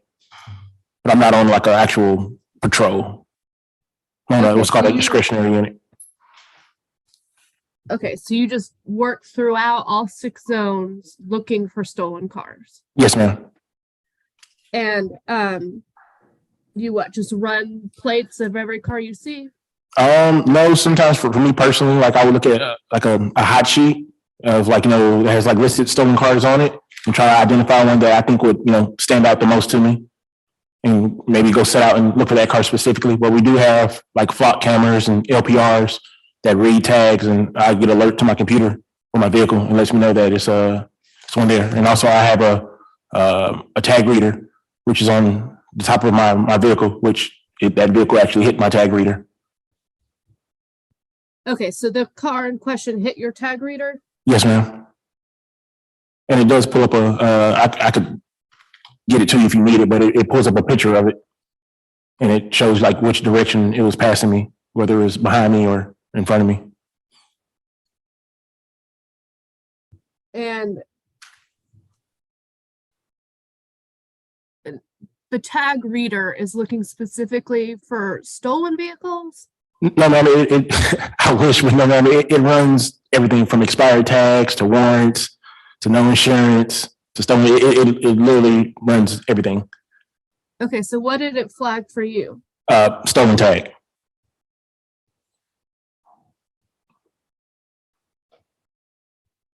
And forgive my ignorance, how does the tag reader know the tag is stolen? Because it's put into like a GCIC system. So like it's the same as if I ran it, it would pop up as, red on my screen and show it's stolen. So when my tag reader hits on it, it does the same thing. It runs it and gives me alert and says either stolen tag, stolen car, on it, no insurance. But the difference between, I guess, like no insurance and expired registration is it's like the outer rim is yellow, and if it's stolen, it pops up as red, and that popped up as red. Okay, and that alert, is that in evidence? Say again, ma'am? Did you preserve that alert anywhere in evidence? No, ma'am, it's in my email.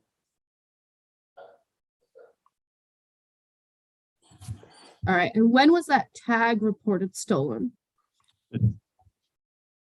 Tag was reported stolen on October the 10th.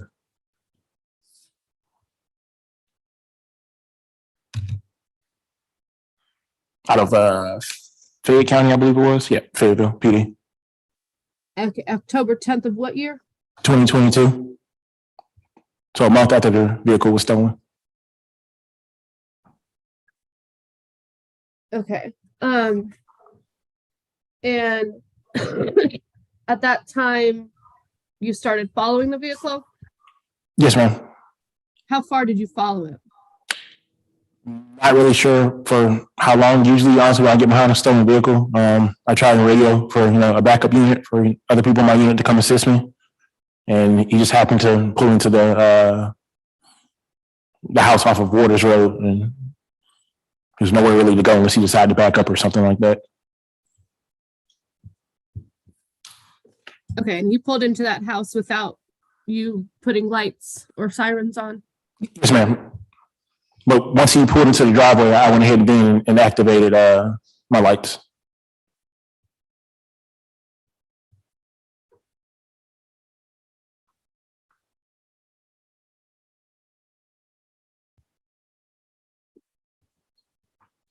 Okay.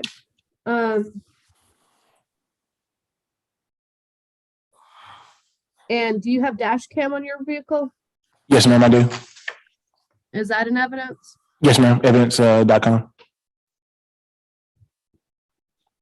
And at what point did you turn your dash cam on?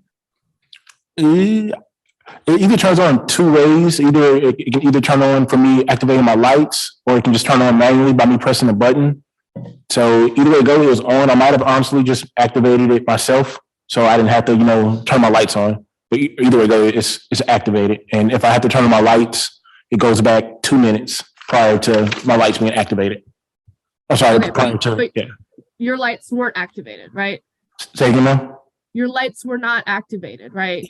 Yes, ma'am. So that's what I'm saying. So like if I activate it myself, it'll start. But if I activate it with my lights, it'll go back 2 minutes prior. So it'll catch everything 2 minutes beforehand. All right. Do you remember when you activated it? No, ma'am. I don't know if I activated it manually or if I just, turn my lights on and let it activate itself.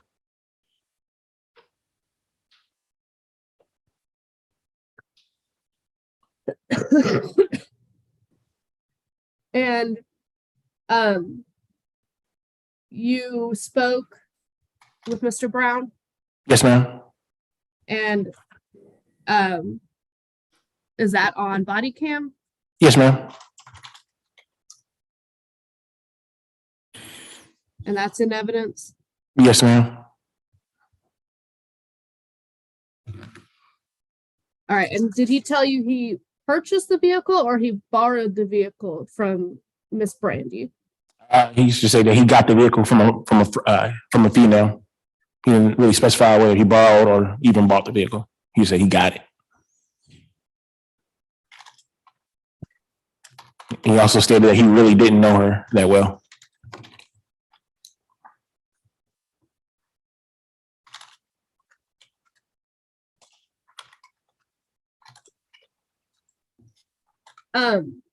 The Waters Road address, do you know who resides there? No, ma'am, I don't.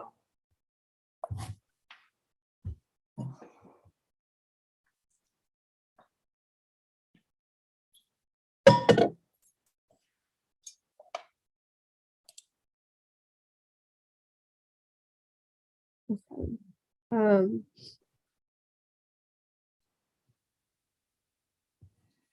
but you personally never spoke with the owner of the vehicle, Dallas Page? No, ma'am, I did not.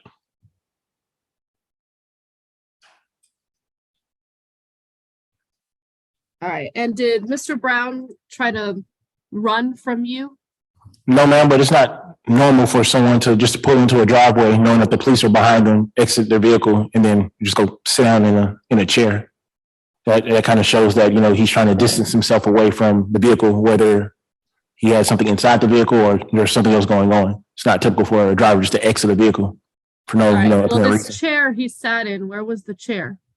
On the front yard, like literally if you exit the passenger seat, like right there. Okay, so right by the car. Yes, ma'am. And you don't know if he knows people you don't know who lives at Waters Road. You never spoke to any of the residents. No, ma'am, I never knocked on the door. Nobody ever exited the house.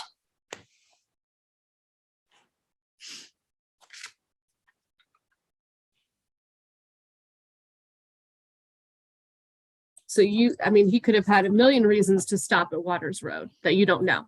Objection, calls for speculation. You want to rephrase? Well, there's a lot of speculation that's been happening about why he stopped at Waters Road. So let me rephrase. You don't know why he stopped at Waters Road. I believe he stopped simply because he noticed that the police were, behind him, because I followed him for, I'm not sure exactly for how long, but it was definitely enough amount of time for him to realize that I was, behind him. Right. You said you believe that. Absolutely. Yeah, I have a marked patrol car. It stands out.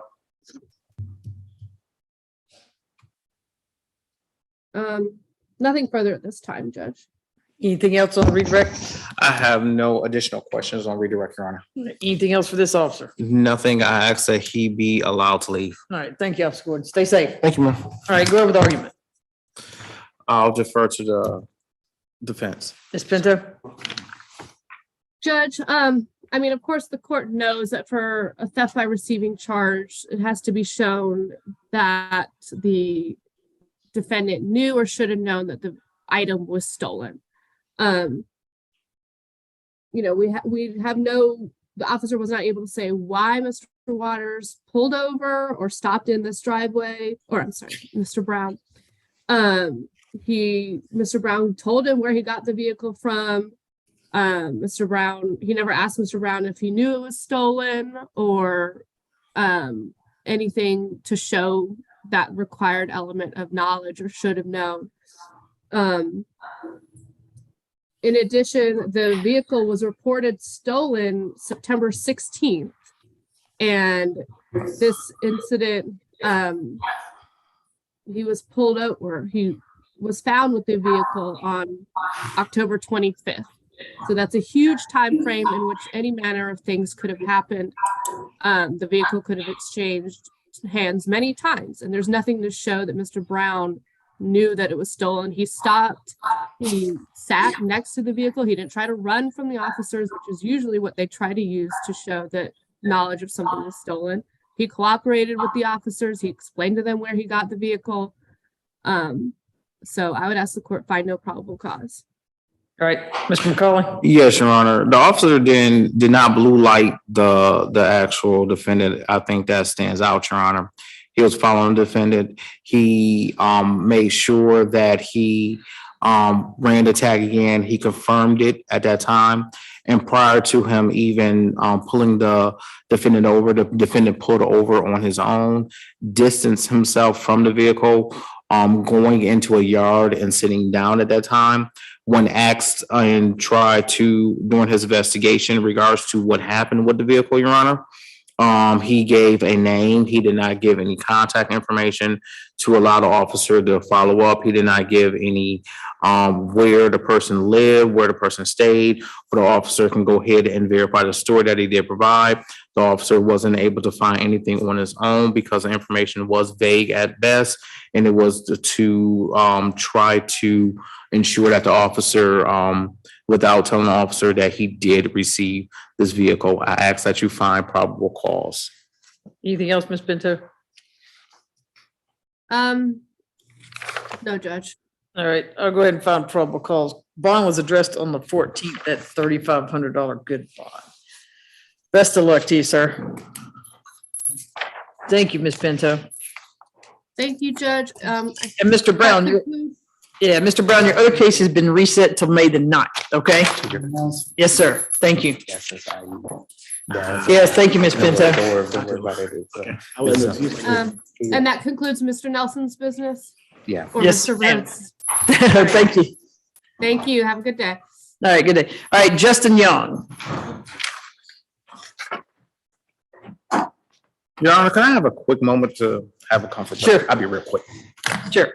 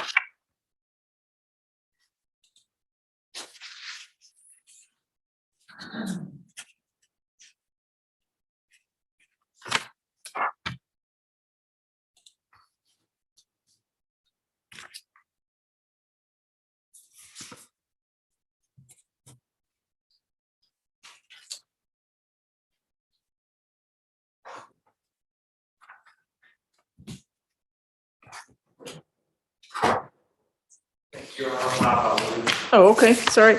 All right, this is position 22 CP 213888, 167 days without indictment. Got VGCSA, possession of methamphetamine, possession of firearm or knife during the commission of or attempt to commit certain felonies, and possession of firearm by a convicted felon. Officer, if you raise your right hand, you swear affirm testimony you're about to give is the truth, whole truth, nothing but the truth. I do. Thank you. If you state your name and spell it for us, for the Madam Court Reporter. David Fairball, excuse me. First name common spelling, last name Foxtrot Alpha, Romeo Alpha, Bravo Alpha, Uniform Golf Hotel. All right, go ahead, Mr. McCauley. Good morning, sir. Morning, Where are you currently employed? City of Roswell Police Department. And were you employed with them on May 23rd, 2022? Yes, sir. And how did you become aware of Joseph Demon Young? I was the on-call criminal investigation detective for that night, and I was notified by my sergeant to respond to a shooting scene at our local hotel. And did you respond to that shooting scene? Yes, I did. And what did you find when you responded? When I responded, there was numerous officers already on scene, to include some of the command staff had already been there. They had secured the crime scene. Actually, we had three rooms that were involved in the crime scene, plus most of the hotel. And I met with other detectives that were there already, and some of the officers got a preliminary investigation, let crime scene conduct their investigation at the scene to collect the evidence that was there, and I proceeded to the hospital. And when you arrived at the hospital, what did you learn? I met up with Mr. Young, who was at the hospital, and he had been shot in his leg. And did you speak with Mr. Young at the hospital? Yes, I did. And what did you learn? Mr. Young told me that he was at the hotel. He was criminally trespassed from the hotel a few days prior. There was some confusion over being evicted because of not paying for his room or couldn't pay for his room. He was hanging around with some friends. He got hungry, went to Crystal's, came back from Crystal's, and he was walking down the first level on the north side of the building and of the hotel at 9995 Old Dogwood Road. He heard arguing. What county is that in, sir? That's in Fulton County, sir. Please go ahead. And he heard arguing and gunfire started. He dropped his food and ran. And that's when he got shot in the leg while he was running. And were you able to verify any of his story? While I was there, officers and other individuals were reviewing security video at the hotel while I was doing that, and they advised me at that time that Mr. Young may be involved in the altercation, and that I was too. So I went ahead and advised him and collected up. At that time, I collected up his clothing, and he got a GSR kit from him. And did the results of the GSR kit come back as of yet? No, they were not submitted because Mr. Young, when they were submitted, they were returned from the GBI lab because at that time, Mr. Young was a victim and they do not do GSR on victims. Okay. And did you review any of the footage from the hotel? Yes, I did. And what happened? What did you see? The whole incident started about 8 o'clock that night, 8 p.m. In room, I think it was 126. Some individuals knocked on the door and ran. A few minutes later, they came back, the same individuals came back and knocked on the door. That's when the occupant of the door came out and was talking with those individuals. Over a time period, some time had passed, other individuals came and left the group, but the normal group stayed there, the initial group stayed there. And was Mr. Young part of this group? No, not at this time. Okay. And then later on, the gentleman in room 113 had leaned his head out or allegedly came out with a gun in his hand.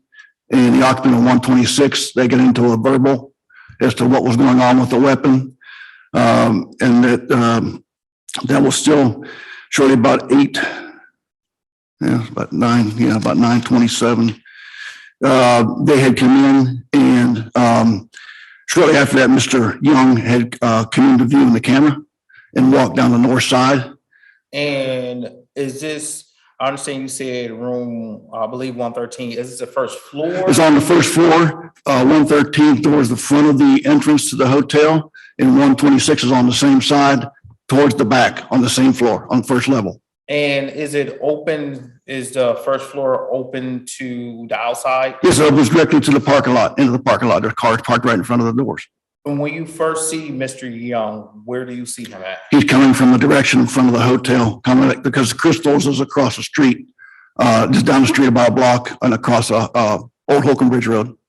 And is he carrying anything? He's carrying a bag in his one hand, in his left hand, and a drink in his right hand. He has a backpack on. Is the video in color? No, it is not. Are you able to see facial features? You can see some of the face. It depends on how close they are to the camera. Okay. Were you able to see the facial features on Mr. Young? No, I went, Mr. Young at the time frame was walking away from the camera that I had seen. And the other angle of the camera didn't give me that at the other end of the hotel. And Mr. Young in the camera was wearing the same clothes that I collected from him at the hospital in the video. Okay. And so when you first see him come on the first floor, what happens next? He walks down the first floor on the breezeway down towards the back end of the hotel where the other individuals are. He meets up with the group, sets his drink down, sets the bag down, sets his book bag down, and he and another male walk back towards room 113. And as they're walking back towards 113, are they arguing? Are they talking? What's happening? I don't know if they were arguing. You can tell whether there's no sound to the video. At that point, there was you can see the shots being fired with the muzzle flashes coming out as to who fired first. I don't know or who all was firing. I do not know. Mr. Young. Hold on 1 second. I know you said you saw shots fired at that time. Mhm. So is Mr. Young and the other individual, are they walking back towards 113? Correct. They're walking back towards the front of the hotel on the same side of the breezeway. And do you see Mr. Young with a gun in his hand? Not at that point, I do not. Do you, when a muzzle flashes, do you see the gun in Mr. Young's hand? No, I do not. So when the shooting starts, where is Mr. Young? He was walking down the breezeway with the other individual towards room 113. And does the other individual have a gun in his hand? Yes, he has two. He has two guns. And after you see, and he's shooting towards which direction? The people walking towards the room I could not see. You could see the muzzle flash from the person inside the room. 113 stepped out and fired. That's what he fired first. I do not know. I could not tell based on the distance on the camera. And after the initial, after you saw the flashes with the firearms, what happened next? You can see on the video, Mr. Young and this other individual who they claimed his street name was Chicago. They start running, and so does everybody else that's back in the group. Start running towards the breezeway in the hotel, which separates one side from the other side. They started running in that direction towards the other side of the hotel. Okay. And as they're running, do they stop in the breezeway? No, they do not. Where did Mr. Young go? They can, according to witnesses that were there, he continued on to room 246, which is on the second level behind the pole on the southeastern side of the building. And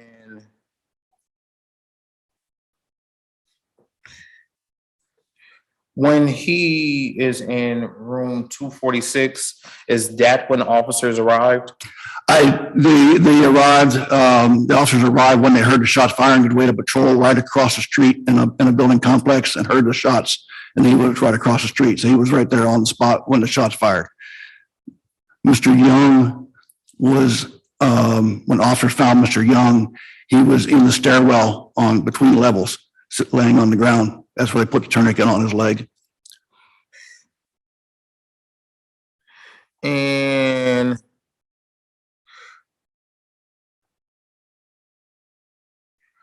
after the tourniquet is put on his leg, does he still have the book bag on his back at that time? No, the book bag is laying on the ground, still on the other side. And I watched the video for the entire time till the officer was placed on that side to secure that whole breezeway. And no one had touched the bag. Did the book bag have any distinctive coloring markings that made it stand out? I do not recall. And it was just a black, dark colored backpack. And did you all search the backpack? We did not at that time. We did. We collected. It was collected by crime scene, take it back, and placed in evidence. And did you all ever open the backpack? Yes, I did. And what did you find inside? Myself and Detective Kowalski, who was the individual that collected the bag, we opened the bag to check and the contents of the bag. Because Mr. Young had called and wanted his personal property back, so we wanted to see what was in there, if anything we need to have. And inside there, we found 3 bags containing various substances that we suspected to be illegal narcotics, because that area is known for drug transactions and drug activity. And you have one warrant for possession of methamphetamine. Yes. And what was the basis for that warrant? We field tested the articles, the 3 bags of substance that we found inside the bag. One field tested positive for methamphetamine, and it was sent off to the GBI crime lab. The crime lab report came back on the 15th September, confirming that it was methamphetamine. And you have a warrant for possession of firearm during a commission or attempt to commit certain felonies. What was the basis for that warrant? Reviewing the video, when Mr. Young was running away in the breezeway between from the one side to the other side, it appeared he had a gun in his hand, in his right hand, as he was running. And 2 witnesses had stated that Mr. Young had a weapon. And in the video, are you able to see a weapon in his hand? You can make out like a image of one. You can make out what kind of weapon it is. Okay.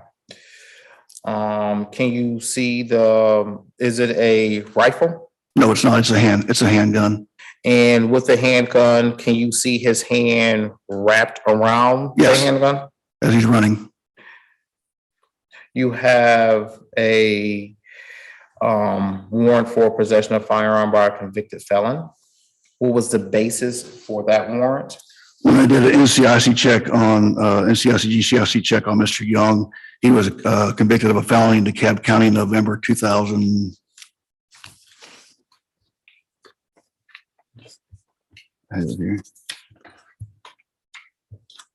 2014.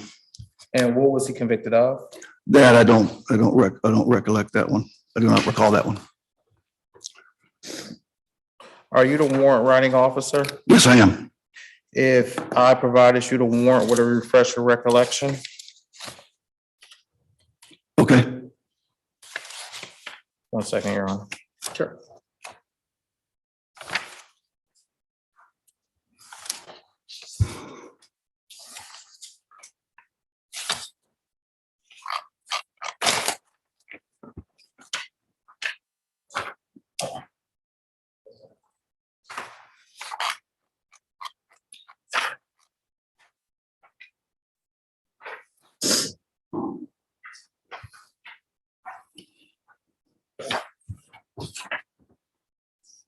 Once your recollection is refreshed, please let me know.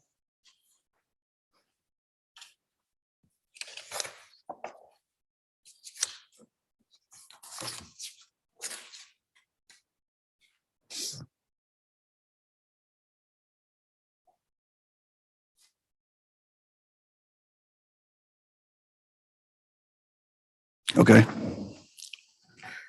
You have a warrant for possession of a firearm by a convicted felon. What was the basis for that warrant? The felony offense was in November 2014, and the offense was theft by receiving stolen property in DeKalb County. Thank you. Do you see Justin Young in the courtroom at this time? Everybody can remove their mask. Yes. Can you please describe an article of clothing that he is wearing? It's either black or dark blue outer shirt with a white t-shirt underneath it. May the court recognize he has positively identified the defendant? All right, noted.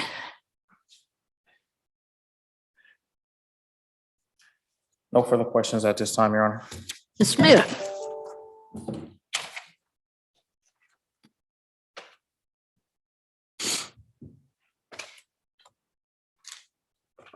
Good morning. Good morning, ma'am.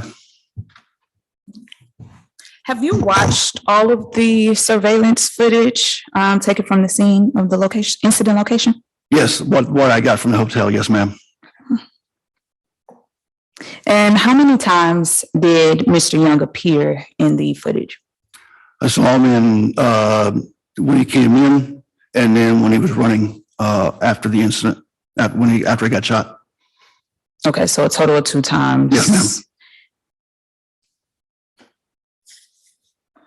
So when he was running away, you mentioned that it appeared that he had a firearm. How exactly were you able to make out that the object in his right hand was an actual firearm? Stopped the video and did a still image. It appeared to be an image of a weapon in his right hand. And two witnesses stated he had a weapon. Okay, and who were the 2 witnesses that stated that? Adrian Carter and Felicia Jones.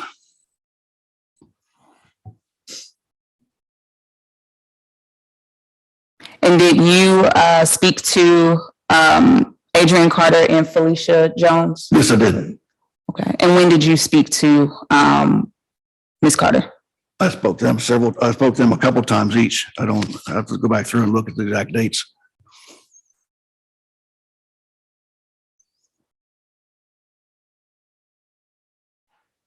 And when you spoke to Ms. Carter, was this conversation recorded? Yes, it was. Via body cam? Yes. And was that conversation recording, was that preserved into evidence? It's in our system for body cams, yes. And what about Ms. Jones? Was that conversation recorded? Yes. Via body cam as well? Yes. In your system?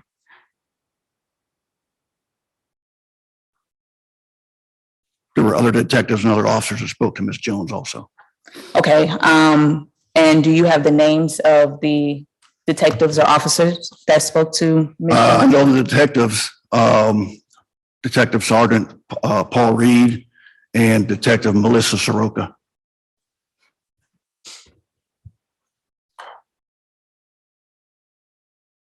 The second detective, my apologies, can you spell their name? Reed is Romeo Echo India Delta, and Soroka is Sierra Romeo Oscar Kilo Alpha.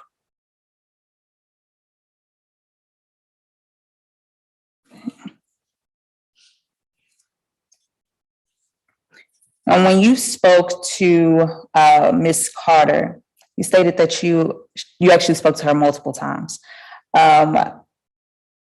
Between the first time that you spoke to her and the second time that you spoke to her, did her story change? Yes, it did. Okay, and how did her story change? It changed as to what she did during the incident. Okay, and what did she do during the incident? Whenever I initially talked to her, she told me that she went and got Mr. Chicago from her room. And based on the video, she did not. She walked, she never went near her room during the incident. She walked out of view of the camera and came back into view with Mr. Chicago. Okay. Did Ms. Carter say how she knew that Mr. Young had a weapon in his possession? Because she was there the whole entire time and saw it. Okay, and when you say she was there, was she in the room? Was she? No, her room was 126. That's where the knocking on the door started. That was Miss Carter's room. So she was outside in the breezeway the entire incident.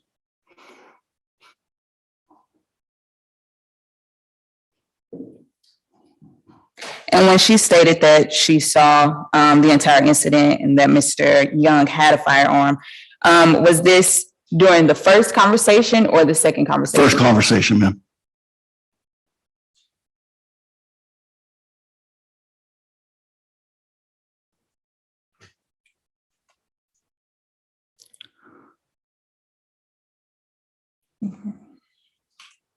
One moment, Your Honor. Okay.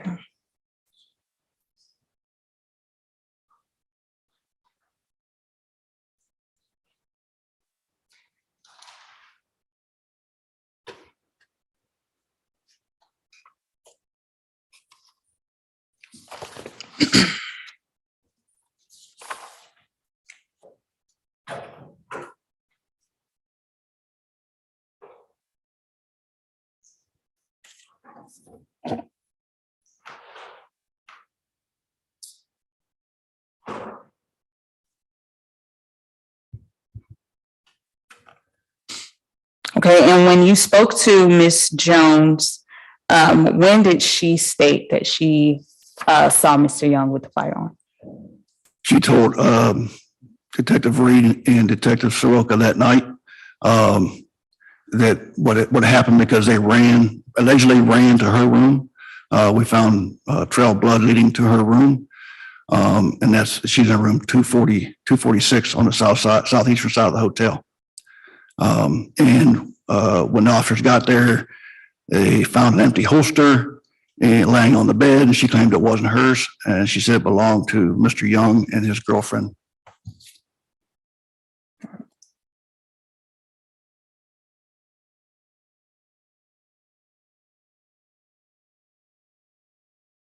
Have you read the affidavit? For what, ma'am? For the affidavit for affidavit warrant for Mr. Young? I read it. I wrote it, ma'am. Okay. And so in the warrant, what page is this? 1, 2. The second page, all the way down to the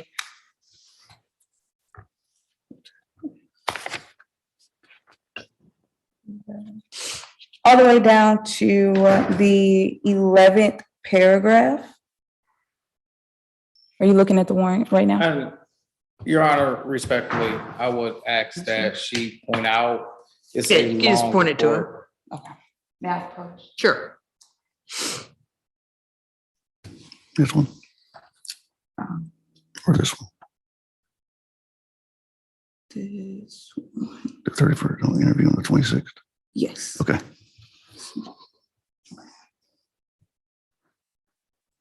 Your Honor, at this time, I request that the officer be allowed to refresh his recollection.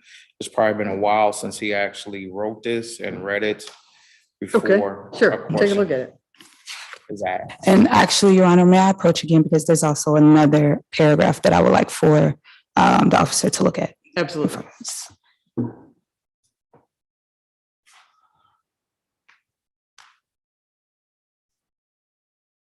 Okay, weapon.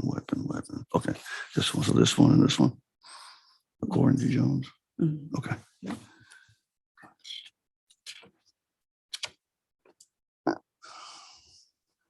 Which ones are you specifically? This one. This is on the second page. Gotcha. Got it.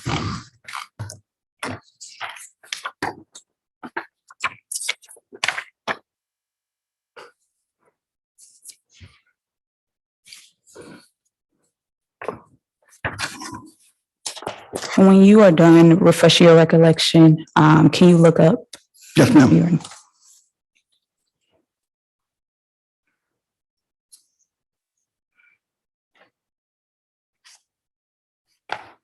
Okay. Okay, so during the first interview, Ms. Jones, she stated multiple times that she was sure the holster was empty and that at no time did she see Young with a weapon. Objection. Your Honor, there's no question here, Your Honor. Is there a question? Yes, I was getting to that question, Your Honor. The officer stated that Ms. Jones, she identified Mr. Young as having a weapon during her interview. I'm asking whether or not she stated if Mr. Young indeed had a weapon or he did not have a weapon in the affidavit. This one, no, I don't know because that was when Detective Soroka and Detective Reed interviewed her. You can see it says that Roka spoke to Felicia Jones that night on the 23rd. That was what she got from her interview. Okay, and so during the second, that was the first interview, correct? Correct. Okay.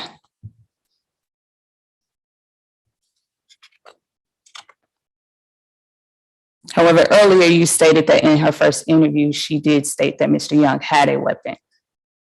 He had the holster and he came in the room with a weapon, but we never found a weapon. We found weapons, but nothing linked to Mr. Young. Okay. Okay. And so in the second interview, that was on May 26th, Yes. 2022. Yes.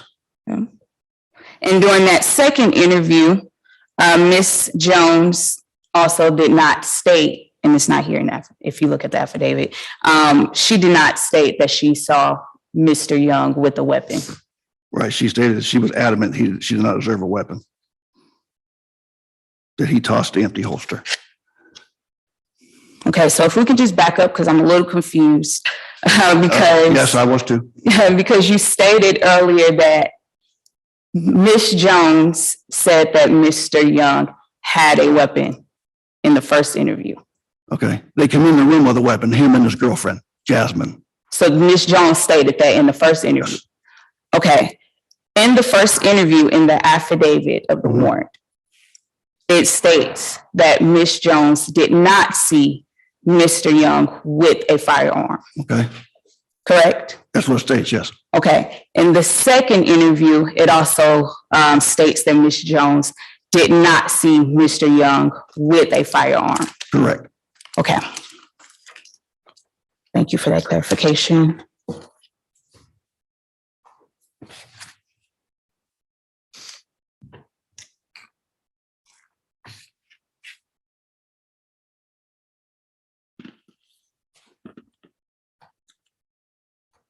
Okay, and then just to clarify again, you did not actually retrieve any firearms belonging to Mr. Young? No, we could not link any of the firearms to Mr. Young, no. Okay, and how many firearms did you find? I believe they recovered 2 out of that room, 246. Okay, and did you test those for prints? Yes, there were no prints on the weapons. Okay.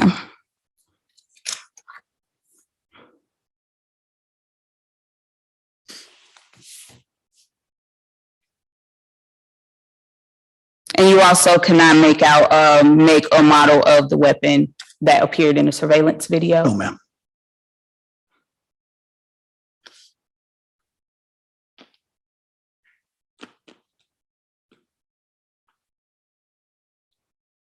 Okay, no further questions, Your Honor.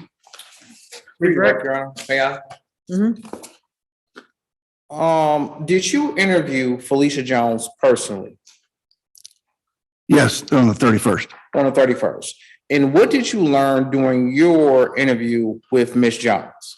That she was not telling the truth. And what did she tell you? She said that she had no idea what was going on in the shooting. She was not present at the shooting. She was just sitting in her room when Mr. Young and the girl he was with, allegedly, my name is Jasmine is all we know, entered her room and saying he was shot.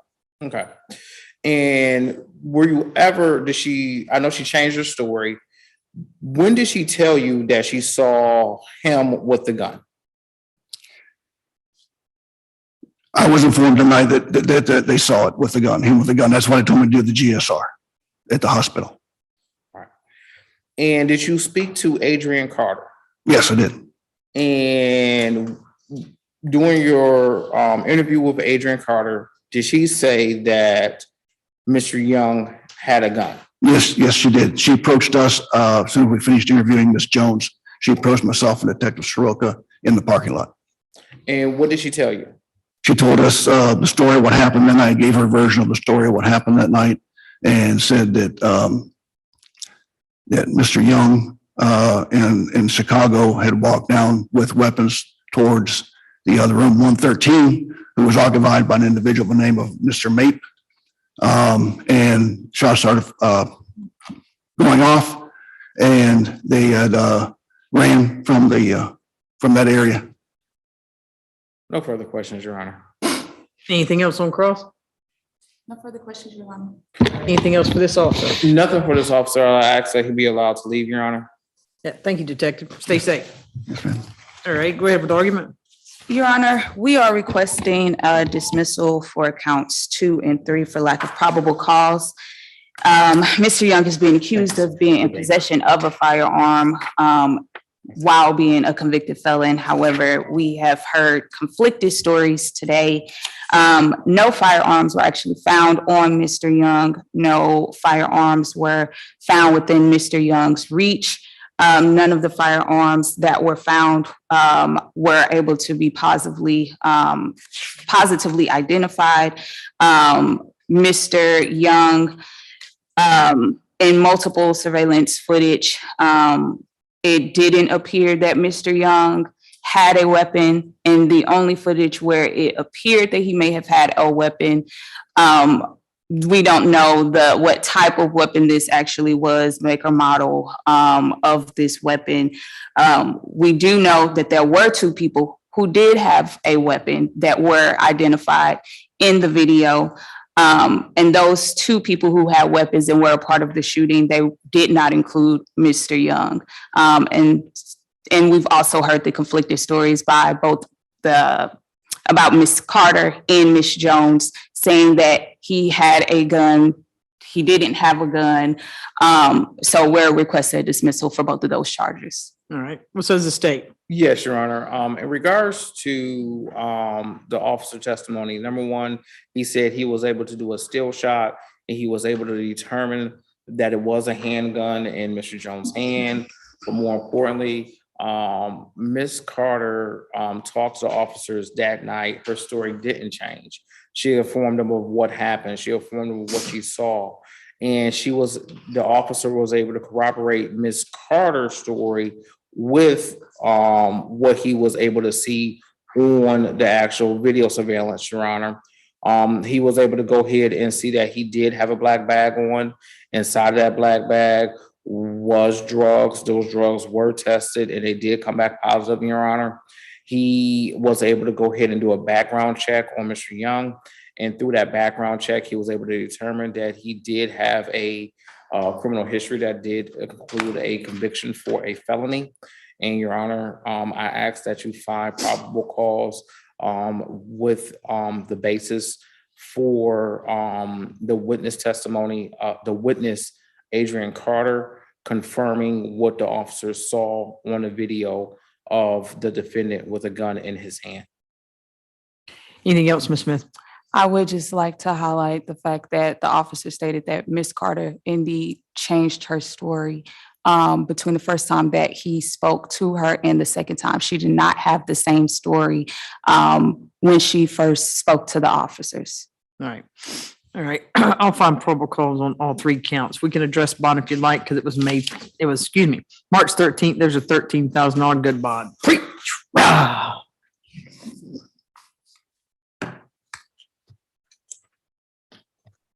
I'm here, Judge, sorry. Okay. Looks like the defendant has 6 arrest cycles, 1 felony conviction for theft by receiving stolen property out of DeKalb County. Disposition date on that is November 2014. He has 2 violations of probation and 1 FTA. Nothing to add, Your Honor. All right. Go ahead, Ms. Smith. Mr. Young is 27 years old, I'm sorry. He's from Atlanta. His family does live here. Currently, at the moment, he is residentially challenged. His family, they lost their home while he was in custody. He was staying with his mom and his siblings. And his youngest child actually lived with him as well. So she's currently in the care of his mom. I believe they're still living in a hotel. He graduated from Redan High School, and he also attended Colorado Tech University in 2021 to pursue his business administration degree. Mr. Young wants to start his own family line in tow trucking service. Prior to his arrest, he was working at Chili's in Alpharetta for about 2 months. His mother currently has health issues she is suffering from. She suffers from a sleeping disorder and she does have seizures. She has been hospitalized while Mr. Young has been in custody. And so she hasn't been able to fully actually take care of his daughter. So we are requesting, I know right now he has the $13,000 bond, but we are requesting for his bond to be reduced significantly, not to exceed $5,000 in this case, so that he will be able to get out and help his family and take care of his child. Mr. McCauley? Yes, Your Honor.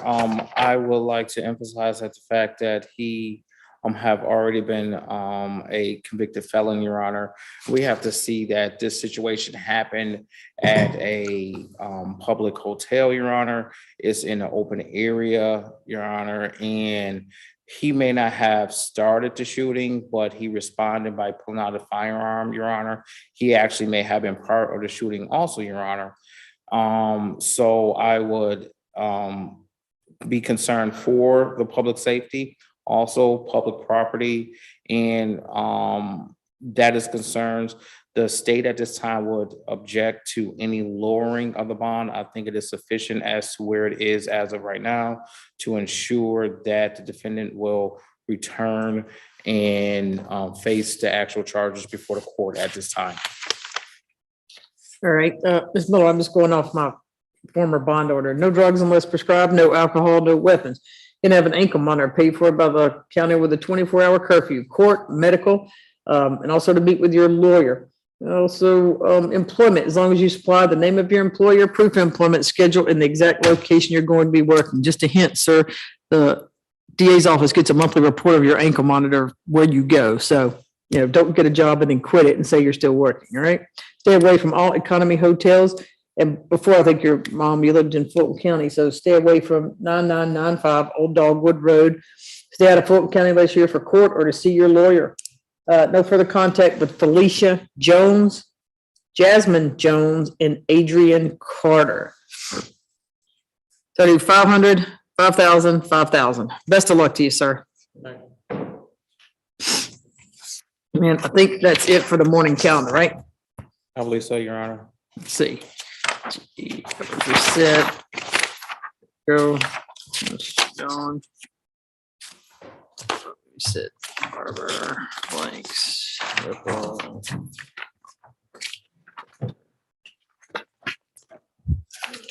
Let's see.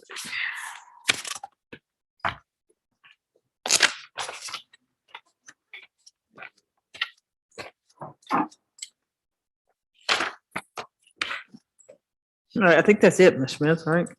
Yes, Your Honor. May I be excused? Yeah, see you at 1 o'clock. Thank you, Ms. Gandy. Thank you, Ms. Miller. See y'all at 1.